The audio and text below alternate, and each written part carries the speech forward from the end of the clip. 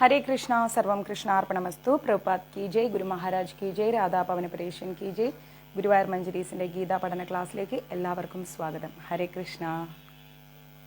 ഇപ്പോൾ നമ്മുടെ എസ്താ സമ്പാദിക്കണം പ്രഭു പറഞ്ഞിരുന്നു, ഒരു കാര്യം ചെയ്താൽ മതി, ഫോളോ ബട്ടൺ പ്രസ് ചെയ്തിട്ട് അൺഫോളോ ചെയ്തിട്ട് ഒന്നും കൂടി ഒന്ന് ഫോളോ ബട്ടൺ പ്രസ് ചെയ്യുകയാണെങ്കിൽ നമുക്കത് കിട്ടും. അപ്പം ചിലപ്പോൾ എന്തെങ്കിലും നെറ്റ്വർക്കിൻ്റെ ഇഷ്യൂ ആയിരിക്കാം, അങ്ങനെ ചിലപ്പോൾ അങ്ങനെ ഫേസ്ബുക്കിനൊക്കെ എന്തെങ്കിലുമൊക്കെ ടെക്നിക്കൽ ഇഷ്യൂസ് ഉണ്ടാവാറുണ്ട്. അപ്പോൾ ഒന്ന് ഫോളോ ബട്ടൺ പ്രസ് ചെയ്ത് അൺഫോളോ ചെയ്തിട്ട് വീണ്ടും ഫോളോ ബട്ടൺ പ്രസ് ചെയ്യുകയാണെങ്കിൽ നോട്ടിഫിക്കേഷൻസ് കറക്റ്റായിട്ട് വരും. പിന്നെ നമ്മുടെ അഡ്മിൻസിൻ്റെ പ്രത്യേക ശ്രദ്ധയ്ക്ക് ക്ലാസ് സ്റ്റാർട്ട് ചെയ്യുമ്പോൾ മാക്സിമം റൈറ്റ് ടൈം തന്നെ ലിങ്ക് ക്ലാസ് ഇടാൻ ശ്രമിക്കാം.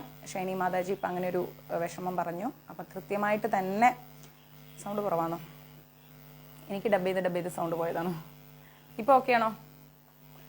അപ്പോൾ ഒന്ന് നോട്ടിഫിക്കേഷൻ കറക്റ്റായിട്ട് ക്ലാസ്സിൻ്റെ ലിങ്ക് കറക്റ്റായിട്ട് ഗ്രൂപ്പിലിടുക. നിങ്ങൾ ഗ്രൂപ്പിൽ ലിങ്ക് ഇടുന്ന സമയത്ത് എനിക്ക് മേലെ ഞാൻ യൂസ് ചെയ്യുന്ന ഈ ഫോണിൻ്റെ മേലെ നോട്ടിഫിക്കേഷൻ വരും, നിങ്ങൾ ഗ്രൂപ്പിൽ ഇട്ടു എന്നുള്ളത്, ഏതൊക്കെ ഗ്രൂപ്പിൽ ഇടുന്നു എന്നുള്ളതും എനിക്ക് വരും. അതുകൊണ്ട് കൃത്യമായിട്ട് അഡ്മിൻസ് ലിങ്ക് ഇട്ട് കൊടുക്കുക. കാരണം ലിങ്കിലൂടെ മാത്രം കയറുന്ന കുറേ ഡിവോട്ടീസ് ഉണ്ട്. ഓക്കെ, ഇന്നൊരല്പം ജോലി തിരക്കുള്ളതുകൊണ്ടാണ് വൈകുന്നേരത്തേക്ക് മാറ്റിയത്. ഈ സമയത്ത് വന്ന് പൊതുവേ ഒരു 1 hour കിടക്കാറാണ് പതിവ്. പക്ഷെ അതുകൊണ്ട് കാര്യമില്ല, കുറേ ക്ലാസ്സുകൾ മിസ്സായി, അതുകൊണ്ട് ക്ലാസ് എടുക്കാം എന്ന് കരുതി. അപ്പോൾ ഏതെങ്കിലുമൊക്കെ ദിവസം രാവിലെയൊക്കെ എനിക്ക് വർക്ക് ഉണ്ടെങ്കിൽ ഇതുപോലെ ഏതെങ്കിലും ഒരു ടൈമിൽ ക്ലാസ് എടുത്ത് ഇട്ടേക്കാം. ക്ഷീണമൊക്കെ ഒരുവിധം കുറഞ്ഞു.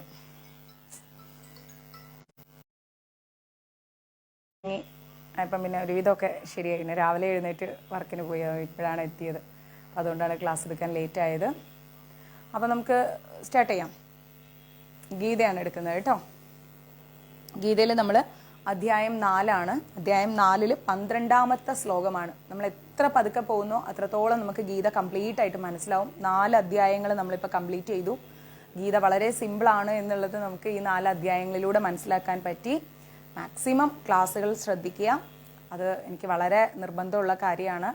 ക്ലാസ് നന്നായിട്ട് ശ്രദ്ധിക്കുക. കാരണം അങ്ങനെ ഞാൻ ഓരോരോ ലൈൻ്റെയും മീനിങ് വെച്ചാണ് പറഞ്ഞിരുന്നത്. അതിന് ഞാൻ കുറേ ഗുരുക്കന്മാരുടെ ക്ലാസ്സുകൾ കേൾക്കുന്നു, അതുപോലെ തന്നെ ഇരുന്ന് പഠിക്കുന്നു. അപ്പോൾ അതുകൊണ്ട് ദയവായി ഞാൻ എടുക്കുന്ന ആ ഒരു എഫേർട്ടിന് എനിക്ക് സപ്പോർട്ട് തരിക.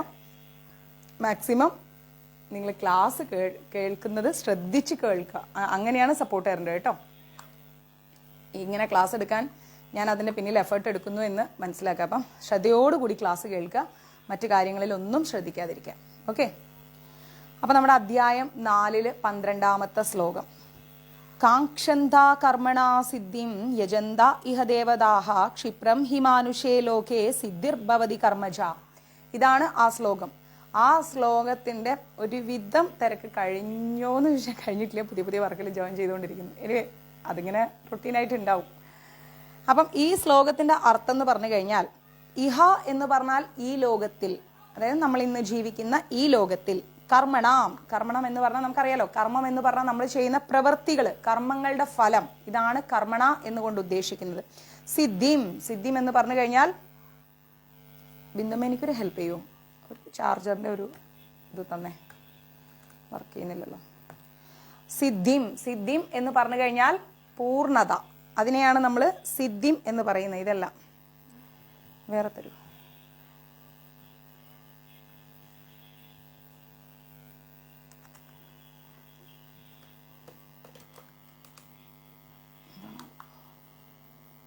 ഓക്കെ, സിദ്ധിം എന്ന് പറഞ്ഞു കഴിഞ്ഞാൽ പൂർണ്ണതയെ, കംപ്ലീറ്റ് ആയതിനെയാണ് നമ്മൾ സിദ്ധിം എന്ന് പറയുന്നത്. കാക്ഷന്ത എന്ന് പറഞ്ഞു കഴിഞ്ഞാൽ കാക്ഷിക്കുന്നവർ, അതായത് പ്രതീക്ഷിക്കുന്നവർ, അതിനെയാണ് നമ്മൾ കാക്ഷന്ത എന്ന് പറയുന്നത്. എന്താ എന്ന് പറയുമ്പം ഈ എന്താണ് കേട്ടോ. ആ കാക്ഷന്ത എന്ന് പറയുന്നത് നമ്മൾ പ്രതീക്ഷിക്കുന്നവർ, അതായത് നമ്മൾ ചെയ്യുന്ന പ്രവൃത്തിയുടെ ഫലം അത് പ്രതീക്ഷിക്കുന്നവർ. ദേവതകളെ നമ്മൾ എന്ത് ചെയ്യുന്നു? യജ്ഞം കൊണ്ട് ആരാധിക്കുന്നു എന്ന് വെച്ച് കഴിഞ്ഞാൽ, ഇപ്പോൾ നമ്മൾ കൃഷ്ണനെയാണ് ആരാധിക്കുന്നതെങ്കിൽ നമ്മൾ അദ്ദേഹത്തിൽ നിന്ന് ഒരു തരത്തിലുള്ള ഫലങ്ങളും പ്രതീക്ഷിച്ചിട്ട് കാര്യമില്ല, കിട്ടില്ല. അതേസമയം ഭക്തിയാണ് നമ്മൾ പ്രതീക്ഷിക്കുന്നതെങ്കിൽ ഭഗവാൻ നമുക്ക് ആവോളം തരും.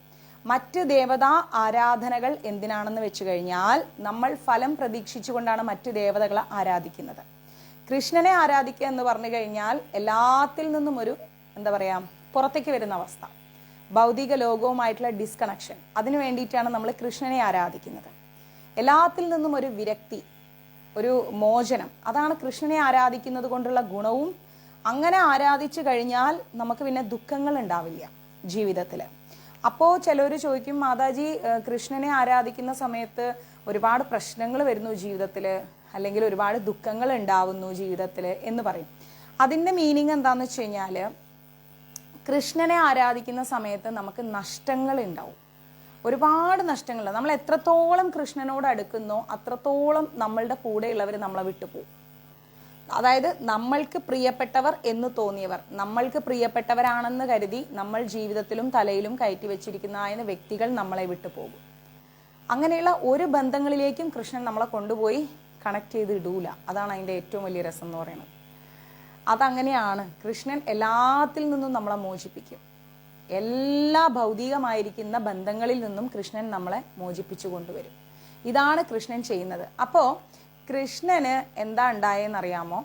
കൃഷ്ണൻ നമ്മളെ സ്നേഹിക്കും തോറും നമ്മൾ വിചാരിക്കും, അയ്യോ എന്നെ ഭഗവാൻ ദുഃഖിപ്പിക്കുന്നു, എന്നെ വേദനിപ്പിക്കുന്നു എന്ന ഒരു ചിന്തയാണ് നമ്മൾക്കുള്ളിൽ. പക്ഷെ അത് ആ ചിന്ത വേണ്ട. കാരണം വെച്ച് കഴിഞ്ഞാൽ, നമ്മൾ ഈ ഭൗതിക ലോകത്ത് നമുക്ക് കുറേ പ്രിയപ്പെട്ട ആൾക്കാരുണ്ട്, കുറേ പ്രിയപ്പെട്ട വസ്തുക്കളുണ്ട്, പ്രിയപ്പെട്ട സ്ഥലങ്ങളുണ്ട്. അതിലുപരി കുറേ നമ്മളതെന്ന് കരുതിയിട്ട് വെച്ച വീട്, കട, പണം, സ്ഥാനമാനങ്ങൾ, ഇങ്ങനെ പല പല പല പല പല സംഭവങ്ങളും ഉണ്ട് അല്ലേ? അപ്പോൾ ഇതൊക്കെ എന്താ സംഭവിക്കാന്നറിയോ? കൃഷ്ണനോട് അടുക്കും തോറും ഇതെല്ലാം നമ്മളിൽ നിന്ന് അകന്നു പോകും. എല്ലാം നഷ്ടപ്പെട്ടവന് ഒന്നും ചിന്തിക്കാനില്ല, അവൻ അങ്ങനെ നിൽക്കും. അവനൊന്നും എന്തെങ്കിലുമൊക്കെ നഷ്ടപ്പെടാനുണ്ടാകുമ്പോഴാണ് നമുക്ക് ദുഃഖം വരുന്നത്. ഒന്നും നഷ്ടപ്പെടാനില്ലെങ്കിൽ നമുക്ക് ദുഃഖമില്ല. പഴയ ആളുകൾ പറയാറില്ലേ, മടിയിൽ കനമുള്ളവനെ വഴിയിൽ പേടിക്കണ്ടൂന്ന്. ശരിയാണ്. മടിയിൽ കുറച്ച് പൈസയും വെച്ചുകൊണ്ടാണ് നമ്മൾ പോണെങ്കിൽ പോകുന്ന വഴിയിൽ നമ്മൾ പേടിക്കണം. അയ്യോ കള്ളം വരുമോ, അല്ലെങ്കിൽ ആരെങ്കിലും നമ്മളെ ഉപദ്രവിക്കുമോ, അങ്ങനെയുള്ള ആ ഒരു എന്താ പറയുക, ഒരു ഫീലിംഗ് ഉണ്ടാവും. അപ്പോൾ നമ്മൾക്ക് ഇതൊന്നും ഇല്ല എങ്കിൽ പിന്നെ നമ്മൾ എന്തിനു പേടിക്കണം? ഒന്നും പേടിക്കേണ്ട കാര്യമില്ല. നമുക്ക് നഷ്ടപ്പെട്ടാൽ എന്ത്, നഷ്ടപ്പെട്ടില്ലെങ്കിൽ എന്ത്? ഭഗവാൻ നമ്മളെ കൂടെ ഉണ്ടോ, നമുക്കത് മതി. അപ്പോൾ നമ്മൾ വേദനിക്കുന്നത് ആരാന്നറിയാമോ? അയ്യോ എന്നെ വിട്ടുപോയി, അല്ലെങ്കിൽ എൻ്റെ ഈ സാധനം എനിക്ക് നഷ്ടപ്പെട്ടു, അങ്ങനെ ചിന്തിക്കുന്നത് എപ്പോഴാണെന്നറിയാമോ? കൃഷ്ണനോട് ഭക്തി ഇല്ലാതിരിക്കുമ്പോൾ. കൃഷ്ണനോട് ഒരു അചഞ്ചലമായ ഭക്തി നമ്മുടെ ഉള്ളിലുണ്ടെങ്കിൽ ആരൊക്കെ നമ്മളെ വിട്ടുപോയാലും എന്തൊക്കെ നമുക്ക് നഷ്ടപ്പെട്ടാലും നമുക്കൊന്നും തോന്നില്ല. ഒന്നും തോന്നില്ല നമുക്ക്. സ്വന്തം മക്കൾ നമ്മളെ വിട്ടുപോയിക്കോട്ടെ, അല്ലെങ്കിൽ നമ്മളെ പ്രിയപ്പെട്ടവർ നമ്മളെക്കുറിച്ച് കുറ്റങ്ങളും കുറവുകളും പറഞ്ഞോട്ടെ, അല്ലെങ്കിൽ നമ്മുടെ ജോലി നഷ്ടപ്പെട്ടോട്ടെ, എന്തും സംഭവിച്ചോട്ടെ, കൃഷ്ണൻ കൂടെ ഉണ്ടോ, നമ്മളൊന്നും കൊണ്ടും വേദനിക്കേണ്ട ആവശ്യമില്ല. അപ്പോൾ അതേസമയം നമ്മൾ ഭഗവാനോട് എന്താ ചോദിക്കുന്നത്? ഭഗവാനെ എനിക്ക് ഭക്തി തരൂ, എനിക്ക് ഭഗവാൻ ഭക്തി തരൂ, ഇതാണ് നമ്മൾ ചോദിക്കുന്നത്. ആത്മീയമായിട്ട് നമ്മൾ ഉയരാനാണ് ഭഗവാനോട് ചോദിക്കേണ്ടത്. അല്ലാതെ നമ്മൾ പോയിട്ട് ഭഗവാനെ എനിക്ക് വീട് തരൂ, എനിക്ക് ജോലി തരൂ, എനിക്ക് പണം തരൂ എന്ന് ചോദിച്ചിട്ട് കാര്യമില്ല. ഭഗവാൻ തരേയില്ല, നമുക്കൊട്ട് കിട്ടേയില്ല. നമ്മളിങ്ങനെ ദുഃഖിച്ച് ഇങ്ങനെ ഇരിക്കും. ഫോർ എക്സാമ്പിൾ, നമ്മളിരിക്കുന്ന ആ ഒരു സ്ഥാനം, ശരിക്കും പറഞ്ഞാൽ എങ്ങനെ പറയണമെന്ന് വെച്ച് കഴിഞ്ഞാൽ, ഞാനൊരു കോട്ട്സ് വായിച്ചിട്ടുള്ളതാണ്. ഒരു പച്ചക്കറി ഒരു കടയിൽ ഇങ്ങനെ തൂക്കുകയാണ്. അപ്പം കടയിൽ പച്ചക്കറി തൂക്കുന്ന സമയത്ത് ആ പച്ചക്കറിയുടെ മേളിൽ കുറച്ച് ഈച്ചകൾ വന്നിരുന്നു. അപ്പോൾ ഈച്ച വന്നിരുന്നു കഴിഞ്ഞാൽ ആ പച്ചക്കറിയുടെ തൂക്കത്തിൽ ഒരു മാറ്റവും വരുന്നില്ല, ശരിയല്ലേ? അതേസമയം 1 മില്ലിഗ്രാം സ്വർണം തൂക്കുകയാണ്. അപ്പം ആ തൂക്കുന്ന സ്വർണത്തിന്റെ മേളിൽ പോയിട്ടൊരു കുറച്ച് ഈച്ചകൾ വന്നിരുന്നാൽ റേറ്റ് അങ്ങോട്ട് മാറി അല്ലേ? റേറ്റ് അങ്ങോട്ട് മാറി. ആ മില്ലിഗ്രാമിന്റെ കൂടെ പിന്നെയും മില്ലിഗ്രാംസ് അങ്ങോട്ട് കൂടുകയാണ്. അപ്പോഴേക്കും 10,000ങ്ങളുടെ വ്യത്യാസമാണ് അവിടെ കാണിക്കുന്നത്. അപ്പൊ നമ്മൾ മനസ്സിലാക്കേണ്ടത് എന്താണ്? നമ്മൾ എവിടെ ഇരിക്കുന്നു എന്നുള്ളതിലാണ് കാര്യം. അല്ലാതെ നമ്മൾ എങ്ങനെ ഇരിക്കുന്നു എന്നുള്ളതിലല്ല കാര്യം. നമ്മൾ എവിടെ ഇരിക്കുന്നു, നമ്മൾ എവിടെ നിൽക്കുന്നു എന്നുള്ളതിലാണ് കാര്യം. നമ്മൾ എങ്ങനെ ഇരിക്കുന്നു, എങ്ങനെ നിൽക്കുന്നു എന്നുള്ളതിൽ അടിസ്ഥാനമില്ല. അപ്പൊ നമ്മൾ എന്താ ചെയ്യേണ്ടത്? നമ്മൾ ഭഗവാനോട് എങ്ങനെയാണോ ഇടപെടുന്നത് എന്നുള്ളതിലാണ് കാര്യം. അല്ലാതെ നമ്മൾ ഭഗവാനെ എങ്ങനെ ആരാധിക്കുന്നു എന്നുള്ളതിൽ കാര്യമില്ല. മകനായി കാണാം, ഭർത്താവായി കാണാം, സുഹൃത്തായി കാണാം, ഗുരുവായി കാണാം, പക്ഷെ ഇതിലൊക്കെ നമ്മൾ എങ്ങനെ ഭഗവാനോട് ഇടപെടുന്നു, ഇതാണ് നമ്മൾ ചിന്തിക്കേണ്ടത്. അപ്പം നമ്മുടെ ജീവിതത്തിൽ എന്ത് പ്രശ്നങ്ങൾ ഉണ്ടായിക്കോട്ടെ, എന്ത് പ്രതിസന്ധികൾ ഉണ്ടായിക്കോട്ടെ, എന്ത് നഷ്ടങ്ങൾ ഉണ്ടായിക്കോട്ടെ, ആര് വേദനിപ്പിച്ചോട്ടെ, ആര് ദുഃഖിപ്പിച്ചോട്ടെ, ആരപമാനിച്ചോട്ടെ, എന്ത് അസുഖവും വന്നോട്ടെ, സാക്ഷാൽ കൃഷ്ണൻ നമ്മൾക്കൊപ്പം ഉണ്ടെങ്കിൽ പിന്നെ നമ്മൾക്ക് ഒന്നിനെക്കുറിച്ചും ചിന്തിക്കേണ്ട കാര്യമില്ല. അദ്ദേഹത്തിൻ്റെ തൃപ്പാദങ്ങളാണ് നമ്മൾ മുറുകെ പിടിച്ചതെങ്കിൽ നഷ്ടങ്ങളുടെ ഒരു പേമാരി നമ്മുടെ ജീവിതത്തിൽ ഉണ്ടാവും. അതെന്തിനാണെന്നറിയോ? നമ്മുടെ തലയിലുള്ള ഭാരങ്ങൾ ഭഗവാൻ കുറച്ച് തരികയാണ്. നമ്മളിങ്ങനെ വലിയ കുറേ ഭൗതിക ലോകത്തെ ചാക്കുകൾ എടുത്ത് തലയിൽ വെച്ചിരിക്കുകയാണ്. ഈ ചാക്കുകളെ ഭഗവാൻ എടുത്ത് അങ്ങോട്ട് താഴെ ഇടുകയാണ്. വേണ്ട, എനിക്ക് പ്രിയപ്പെട്ടവൾ ഇത്രയും താങ്ങണ്ട, അല്ലെങ്കിൽ എനിക്ക് പ്രിയപ്പെട്ടവൻ ഇത്രയും താങ്ങണ്ട എന്ന് ഭഗവാൻ അങ്ങ് നിശ്ചയിക്കുകയാണ്. മനസ്സിലായില്ലേ? ഭഗവാൻ അങ്ങോട്ട് തീരുമാനിക്കുകയാണ്, വേണ്ട, അവൾ എന്നും എന്നെ വിളിക്കുന്നവളാണ്, അല്ലെങ്കിൽ അവൻ എന്നും എന്നെ വിളിക്കുന്നവനാണ്, അവനിതൊന്നും വേണ്ട, അവന് ഈ ആവശ്യങ്ങളില്ല. എടുത്തങ്ങോട്ട് ഭഗവാൻ ആ വിഴുപ്പ് ഭാണ്ഡം എടുത്ത് താഴെ ഇടുകയാണ്. അതൊരു പക്ഷെ അച്ഛനാവാം, അമ്മയാവാം, സുഹൃത്താവാം, മക്കളാവാം, ഭാര്യയാവാം, ഭർത്താവാം, ആരുമാവാം. നമ്മൾ അതേക്കുറിച്ചൊന്നും ചിന്തിക്കേണ്ട. നമ്മൾ നേരെ പോവുക. ചിലപ്പം നല്ല എല്ലാ സൗകര്യങ്ങളോടും കൂടി ഇരുന്നിട്ട് പട്ടേന്നും പറഞ്ഞായിരിക്കും ഒരു റിസൾട്ട് ക്യാൻസറാണ്. അപ്പം നമ്മുടെ ആരോഗ്യമാവാം. അപ്പം നമ്മൾ എന്താ ചിന്തിക്കുക? അയ്യോ ഭഗവാനെ, ഞാൻ ഇത്രയും പ്രാർത്ഥിച്ചിട്ട് എന്തിനാ ഭഗവാനെ എനിക്ക് ഇങ്ങനെ ഒരു ദുരിതം? അങ്ങനെ ചിന്തിക്കരുത്. ഒരു ദിവസം നമ്മൾ ഇവിടുന്ന് എല്ലാവരും പോകേണ്ടതാണ്, അല്ലേ? എല്ലാവരും പോകേണ്ടതാണ്. പോകാൻ വേണ്ടി വന്ന ഒരു ട്രെയിനിൽ കയറുമ്പോൾ എത്രത്രോ ജനങ്ങൾ ആ ട്രെയിനിൽ യാത്ര ചെയ്യുന്നു. ആ ട്രെയിനിൽ യാത്ര ചെയ്യുന്ന എല്ലാവരും തമ്മിൽ പരിചയമുണ്ടോ? ഇല്ല. അതാത് സ്റ്റോപ്പെത്തുമ്പോൾ അതാത് ആൾക്കാർ ഇറങ്ങും. അതേപോലെ ഈ ലോകത്ത് ടെമ്പററി ആയി വന്ന ആൾക്കാരാണ് നമ്മൾ. അപ്പം ആ ആൾക്കാർക്കിടയിൽ നിന്ന് പലരും പോകുന്നു. പക്ഷെ ആ പോകുന്നവർക്കിടയിൽ നിന്നുകൊണ്ട് നമ്മൾ ഒരിക്കലും വേദനിച്ചിട്ട് കാര്യമില്ല. ഞാനിപ്പം മെനയാന്നും ഇന്നലെയും അതിൻ്റെ തലേതൊക്കെ ഞാൻ ഒരുപാട് വേദനിച്ച ഒരു സമയമാണ്. കാരണം വെച്ച് കഴിഞ്ഞാൽ എനിക്ക് അത്രയും പ്രിയപ്പെട്ട ഒരാളാണ് രാജ്മോഹൻ ചേട്ടൻ. അദ്ദേഹം ആകാശവാണിയിൽ നിന്നും അതുപോലെ എഡ്യൂക്കേഷണൽ ഡിപ്പാർട്ട്മെൻറ്റിൽ നിന്നുമൊക്കെ ജോലി ചെയ്തൊരു വ്യക്തിത്വമാണ്. ഇപ്പോൾ ഫിലിം ഇൻഡസ്ട്രിയിൽ വർക്ക് ചെയ്യുന്നു. അദ്ദേഹത്തിൻ്റെ എന്താ പറയുക, നല്ല വ്യക്തി. ഒരു 3 ദിവസം കൂടുമ്പോഴെങ്കിലും എന്താ അമ്പിളി വിശേഷം എന്ന് ചോദിക്കുന്ന ഒരാൾ. നല്ല ഒരു കൃഷ്ണഭക്തൻ. ഭാര്യയാണെങ്കിലും അതേപോലെ. ഒരു 2 ദിവസം 3 ദിവസം കൂടുമ്പോഴെങ്കിലും തിരക്കായി പോയിടോ എന്നും പറഞ്ഞൊരു മെസ്സേജ്. ചിലപ്പോൾ അവരുടെ മെസ്സേജ് ഇങ്ങനെ 10 ദിവസം 15 ദിവസം മെസ്സേജുകൾ ഇങ്ങനെ എൻ്റെ വാട്സപ്പിൽ കിടക്കും. 15 ദിവസം കഴിഞ്ഞിട്ടൊക്കെ ആയിരിക്കും ഞാൻ നോക്കുന്നത്. ചേട്ടാ ഒരല്പം തിരക്കായി പോയി കേട്ടോ, അങ്ങനെ പറഞ്ഞ് ഞാനൊരു ഓഡിയോ ഇടും. എനിക്ക് മനസ്സിലാവുന്നു മോളെ, എന്നാലും കുഴപ്പമില്ല, ചേട്ടൻ അത് രാവിലെ നിന്നെ ഓർത്തങ്ങ് ഇടുന്നതാണ്, നീ നോക്കുമ്പോൾ നോക്കട്ടെ എന്ന് ഓർത്തിട്ട് എന്നും പറഞ്ഞ് പുള്ളി എനിക്ക് റിപ്ലൈയും തരും. പുള്ളിക്കൊരു മോനുണ്ട്, അനൂപ് എന്ന് പറഞ്ഞിട്ട്. സോഫ്റ്റ്വെയർ എഞ്ചിനീയർ ആയിട്ട് ഇവിടെ വർക്ക് ചെയ്യുന്നു, നമ്മുടെ ബാംഗ്ലൂർ. നെക്സ്റ്റ് മന്ത് US അങ്ങോട്ടും ഇങ്ങോട്ടോ പോകാൻ വേണ്ടി എല്ലാ പേപ്പേഴ്സും എല്ലാ കാര്യങ്ങളും റെഡിയായി പുള്ളി നാട്ടിൽ വന്നതാണ്. ഞാൻ സീരിയൽ കുടുംബം ഗ്രൂപ്പ് എടുത്ത് നോക്കുമ്പോൾ കുറച്ച് ദിവസം മുന്നേ എല്ലാവരും ഇങ്ങനെ മെസ്സേജ് ചെയ്ത്, അപ്പം ലാസ്റ്റിലേക്കുള്ള മെസ്സേജാണല്ലോ നമ്മളെ ശ്രദ്ധയിൽപ്പെടുക. മുമ്പിലേക്കുള്ള ബാക്കോട്ടുള്ള മെസ്സേജുകളൊന്നും നമുക്ക് വായിക്കാൻ സമയമില്ല, ശ്രദ്ധയിൽപ്പെടില്ല. അപ്പോൾ ലേറ്റസ്റ്റ് വരുന്ന ഒരു 4-5 മെസ്സേജാണല്ലോ നോക്കുക. യൂഷ്വലി ഞാൻ അങ്ങനെയാണ് നോക്കാറ്. ബാക്കോട്ടുള്ള മെസ്സേജുകളൊന്നും ഞാൻ അധികം നോക്കില്ല. എൻ്റെ വാട്സപ്പിൽ എങ്ങനെ ഗ്രൂപ്പുകളാണെങ്കിലും അല്ലെങ്കിലും ലേറ്റസ്റ്റ് മെസ്സേജുകൾ നോക്കിയിട്ടാണ് ഞാൻ പോകാറ്. അപ്പം അതിൽ ഒരാൾ എഴുതിയിരിക്കുന്നു, രാജ്മോഹൻ ചേട്ടാ തളരരുത്, എത്രയും പെട്ടെന്ന് മോന് സുഖമാവട്ടെ എന്ന്. അപ്പോൾ പുള്ളി അതിൻ്റെ അടിയിൽ എഴുതിയിരിക്കുന്നു, ഇപ്പം ICUലാണ്, വെന്റിലേറ്ററിലാണ്, എന്നാലും ഭഗവാൻ കാത്ത് രക്ഷിക്കും എന്നൊരു വിശ്വാസം എനിക്കുണ്ടെന്ന്. ഞാൻ ഉടനെ വിളിച്ചു, എന്താ രാജേട്ടാന്ന് ചോദിച്ചു. ഞാൻ ആക്സിഡൻ്റ് ആയി അമ്പിളി അറിഞ്ഞില്ലേ? ഞാൻ പറഞ്ഞില്ല, ഗ്രൂപ്പിൽ ബാക്കോട്ടുള്ള മെസ്സേജും ഞാൻ നോക്കിയിട്ടില്ല, കണ്ടപാടെ എന്താണെന്നറിയാതെ വിളിച്ചാന്ന്. ആക്സിഡൻ്റ് ആയി, ഇങ്ങനെ ഹോസ്പിറ്റലാണ്. ഞാൻ പറഞ്ഞു ചേട്ടൻ വിഷമിക്കാതെ ധൈര്യമായിട്ടിരിക്കുന്നു. ഞാനും ഭഗവാനോട് ആത്മാർത്ഥമായി പ്രാർത്ഥിച്ചു, ഈശ്വര മനുഷ്യൻ. നെക്സ്റ്റ് ഡേ എല്ലാം അത് കഴിഞ്ഞ് ഒരു ദിവസം കൂടെ അദ്ദേഹം മെസ്സേജ് ഇട്ടു, നിങ്ങളുടെ എല്ലാവരുടെയും പ്രാർത്ഥന ഫലിക്കുന്നു, മോൻ റിയാക്ട് ചെയ്ത് തുടങ്ങി, 50% ആണ് ഇപ്പോൾ വെന്റിലേറ്റർ, സമാധാനമുണ്ട്. അപ്പം അതൊക്കെ കേട്ടാണ് ഞാൻ കിടന്നുറങ്ങുന്നത്. കിടക്കുമ്പോഴും ഞാൻ ഭഗവാനോട് പ്രാർത്ഥിച്ചു, ഭഗവാനെ അനുവിനൊന്നും ഉണ്ടാവരുതേ, ആപത്തൊന്നും ഉണ്ടാവരുതേ ഭഗവാനെ എന്ന് പ്രാർത്ഥിച്ച് കിടന്ന് പിറ്റേന്ന് രാവിലെ ഞാൻ കാണുന്നത് നമ്മുടെ എല്ലാവരുടെയും പ്രാർത്ഥനകൾ വിഫലമായി എന്നും പറഞ്ഞുകൊണ്ട് നമ്മുടെ ബീന ആൻ്റണി ചേച്ചിയുടെ ഹസ്ബൻഡ് മനോജ് ചേട്ടൻ മെസ്സേജ് ഇട്ടിരിക്കുന്നു, മോൻ പോയെന്നും പറഞ്ഞുകൊണ്ട്. സത്യം പറയുകയാണെങ്കിൽ ആ ഷോക്കിൽ നിന്ന് ഞങ്ങളുടെ ആ ഗ്രൂപ്പ് ഇന്ന് വരേക്കും അതിൽ നിന്ന് മോചനം നേടിയിട്ടില്ല. സീരിയൽ കുടുംബം ഞാൻ ഇന്നൊരു മെസ്സേജ് അതിലിട്ടു, എന്തൊക്കെയോ പറയണമെന്നുണ്ട്, പഴയ കളിയും ചിരിയും സംസാരവും, ആർക്കൊന്നും പറയാനും ഇല്ല, ചോദിക്കാനും ഇല്ല. നമ്മുടെ ഗ്രൂപ്പ് വല്ലാത്തൊരു മൂകതയിലേക്ക് പോയി. കാരണം ഉറങ്ങി എഴുന്നേറ്റ് ആദ്യം ഞാൻ നോക്കുന്നത് സീരിയൽ കുടുംബമാണ്. അതിൽ എല്ലാ ആർട്ടിസ്റ്റുകളും ഡയറക്ടേഴ്സും പ്രൊഡ്യൂസേഴ്സും എല്ലാവരും ഉണ്ട്. ഇപ്പോഴും അതൊരു ഭയങ്കര ഒരു മൂകതയിലിരിക്കുകയാണ് ആ ഗ്രൂപ്പ്. എങ്ങനെ ഇത് സഹിക്കും എന്നുള്ളത് അറിഞ്ഞില്ല. അപ്പം ഞാൻ അദ്ദേഹത്തിനൊരു മെസ്സേജ്, രാജേട്ടാ എല്ലാം ഭഗവാന്റെ തീരുമാനമാണ്, അങ്ങ് തളരരുത്.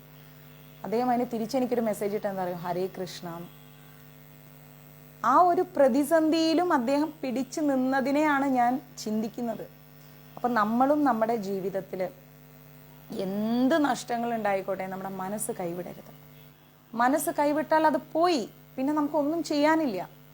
അവിടെ നമ്മൾ തോറ്റു എന്ന് വേണം പറയാൻ. എല്ലാ അർത്ഥത്തിലും നമ്മളൊരു ബിഗ് സീറോ ആയി. നമ്മൾ ഭഗവാനെ ആരാധിക്കുന്നു, ഭഗവാനിൽ നിന്ന് നമ്മൾ ഒന്നും പ്രതീക്ഷിക്കുന്നില്ല. എന്ത് പ്രതീക്ഷിക്കാൻ? എന്ത് പ്രതീക്ഷിച്ചിട്ട് എന്ത് കിട്ടാൻ? നമ്മൾ ആഗ്രഹിക്കുന്ന പോലെയാണ് ഇവിടെ കാര്യങ്ങൾ നടക്കുന്നത്? അല്ല, ഭഗവാൻ ആഗ്രഹിക്കുന്ന പോലെയാണ്. ഭഗവാൻ തീരുമാനിക്കുന്ന പോലെ മാത്രമേ കാര്യങ്ങൾ നടക്കൂ. പിന്നെ നമ്മൾ എന്ത് പ്രതീക്ഷിക്കാൻ, എന്ത് ചോദിക്കാൻ, എന്ത് വാങ്ങാൻ, അതേക്കുറിച്ച് നമ്മൾ ആലോചിക്കേ വേണ്ട. നിസ്വാർത്ഥമായിട്ട് കർമ്മം ചെയ്തു പോവുക. നമ്മൾ വന്നിരിക്കുന്ന ചെറിയ സമയം അല്ലേ, നമ്മളൊക്കെ എത്ര വയസ്സ് വരെ ജീവിക്കും എന്ന് പോലും പറയാൻ പറ്റില്ല. ഞാൻ എത്ര വയസ്സ് വരെ ജീവിക്കുമെന്ന് എനിക്കും പറയാൻ പറ്റത്തില്ല. നിങ്ങൾ എത്ര വയസ്സ് വരെ ജീവിക്കുന്നു നിങ്ങൾക്കും പറയാൻ പറ്റത്തില്ല. നാളെ ഇതുപോലെ ഇവിടെ നിന്ന് ക്ലാസ് എടുക്കാൻ ഞാൻ ഉണ്ടോ എന്നും പറയാൻ പറ്റില്ല. അപ്പം ആ ഒരു ചെറിയ സമയത്തിൻ്റെ ഉള്ളിൽ എത്രത്തോളം ഭഗവാനോട് നമുക്ക് അടുക്കാൻ പറ്റും അത്രത്തോളം അടുത്തുകൊണ്ട് പോവുക.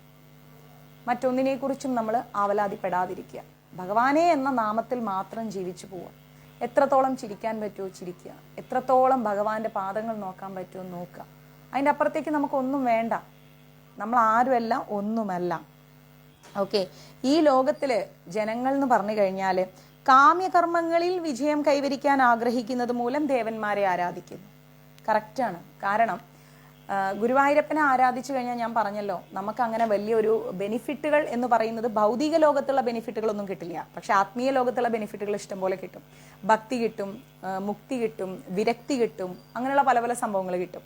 പക്ഷേ ബാക്കി ദേവീദേവന്മാരെയാണ് നമ്മൾ ആരാധിക്കുന്നതെങ്കിൽ അവരൊക്കെ ഇന്നന്ന കാര്യങ്ങൾ ഇന്നന്ന വ്യക്തികൾക്ക് ചെയ്തു കൊടുക്കാൻ അവരങ്ങനെയാണ് ചെയ്തു കൊടുക്കും.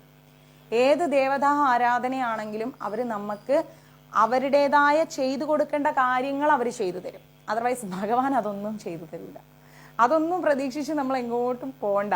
അപ്പം നമ്മൾ ഭഗവാന്റെ അടുത്ത് പോയി, ചിലർ പറയും ഗുരുവായൂരപ്പൻ്റെ അടുത്ത് ഞാൻ എപ്പോഴും പോയി പ്രാർത്ഥിച്ചിട്ട് എനിക്ക് അത് ലഭിച്ചു. പക്ഷെ അത് ഭഗവാൻ ചെയ്തു തരുന്നു എന്ന് നമ്മൾ വിശ്വസിച്ചാലും അദ്ദേഹമാണ് ചെയ്യുന്നത്. അദ്ദേഹം അറിയാതൊന്നും നടക്കില്ല. പക്ഷെ അത് ഭഗവാന്റെ നിർദ്ദേശപ്രകാരം മറ്റ് ദേവീദേവന്മാരാണ് അത് ചെയ്യുന്നത്. നിർദ്ദേശമില്ലാതെ ചെയ്യുന്നില്ല. അപ്പം നമ്മളൊരു ഗവൺമെന്റ് ഓഫീസിലൊക്കെ പോയി കഴിഞ്ഞാൽ ഒരു അപ്രൂവൽ കിട്ടണമെങ്കിൽ സുപ്പീരിയർ ഓഫീസർ സൈൻ ചെയ്യണം അല്ലേ. ആ പേപ്പേഴ്സും കാര്യങ്ങളെല്ലാം സബ്മിറ്റ് ചെയ്യാൻ വേറെ ആൾക്കാരുണ്ടാവും. പക്ഷേ സുപ്പീരിയർ ഓഫീസറിന്റെ സിഗ്നേച്ചറിലാണ് ആ പേപ്പേഴ്സ് അപ്രൂവൽ ആവുന്നത്. അപ്പം അതേപോലെ നമ്മുടെ പ്രാർത്ഥനകൾ ഭഗവാൻ അപ്രൂവൽ ചെയ്യുന്നുണ്ട്. പക്ഷെ അത് വേറെ ദേവീദേവന്മാർ മൂലം മാത്രമാണ്. അതാണ് നമ്മൾ മനസ്സിലാക്കേണ്ടത്. മറ്റ് ദേവീദേവന്മാരാണ് അത് റിക്വസ്റ്റ് ചെയ്യുന്നത്. അപ്രൂവൽ ചെയ്യുന്നത് ഭഗവാൻ കൃഷ്ണനാണ്. അപ്പം നമ്മൾ അപ്രൂവൽ ചെയ്യുന്ന ആളിനെ നമ്മൾ കൈവിടാൻ പാടില്ല. ഭഗവാൻ പറയും അവനൊരു കുട്ടിയില്ല, മഹാദേവ അനുഗ്രഹിച്ചോളൂ എന്ന് പറഞ്ഞാൽ മഹാദേവൻ അനുഗ്രഹിച്ചു. അല്ലെങ്കിൽ ബ്രഹ്മദേവ അവനൊരു കല്യാണം നടന്നിട്ടില്ല, ലക്ഷ്മി എന്ന് ചെയ്തു കൊടുക്കൂ. പിന്നെ ദേവി അങ്ങോട്ട് ശരി ഓക്കെ എന്ന് പറഞ്ഞു. അപ്പം അങ്ങനെ ഒരു രീതിയിലാണ് നമ്മുടെ ഈ കാര്യങ്ങളൊക്കെ നടന്നു പോകുന്നത്. ക്ലിയർ? മഹാവിദ്വാൻമാരെന്ന് കരുതപ്പെടുന്നവരെങ്കിലും ബുദ്ധി കുറഞ്ഞ അത്തരക്കാർ ദേവന്മാരെ ഭഗവാൻ കൃഷ്ണന്റെ വിവിധ രൂപങ്ങളായി കരുതി വരുന്നു.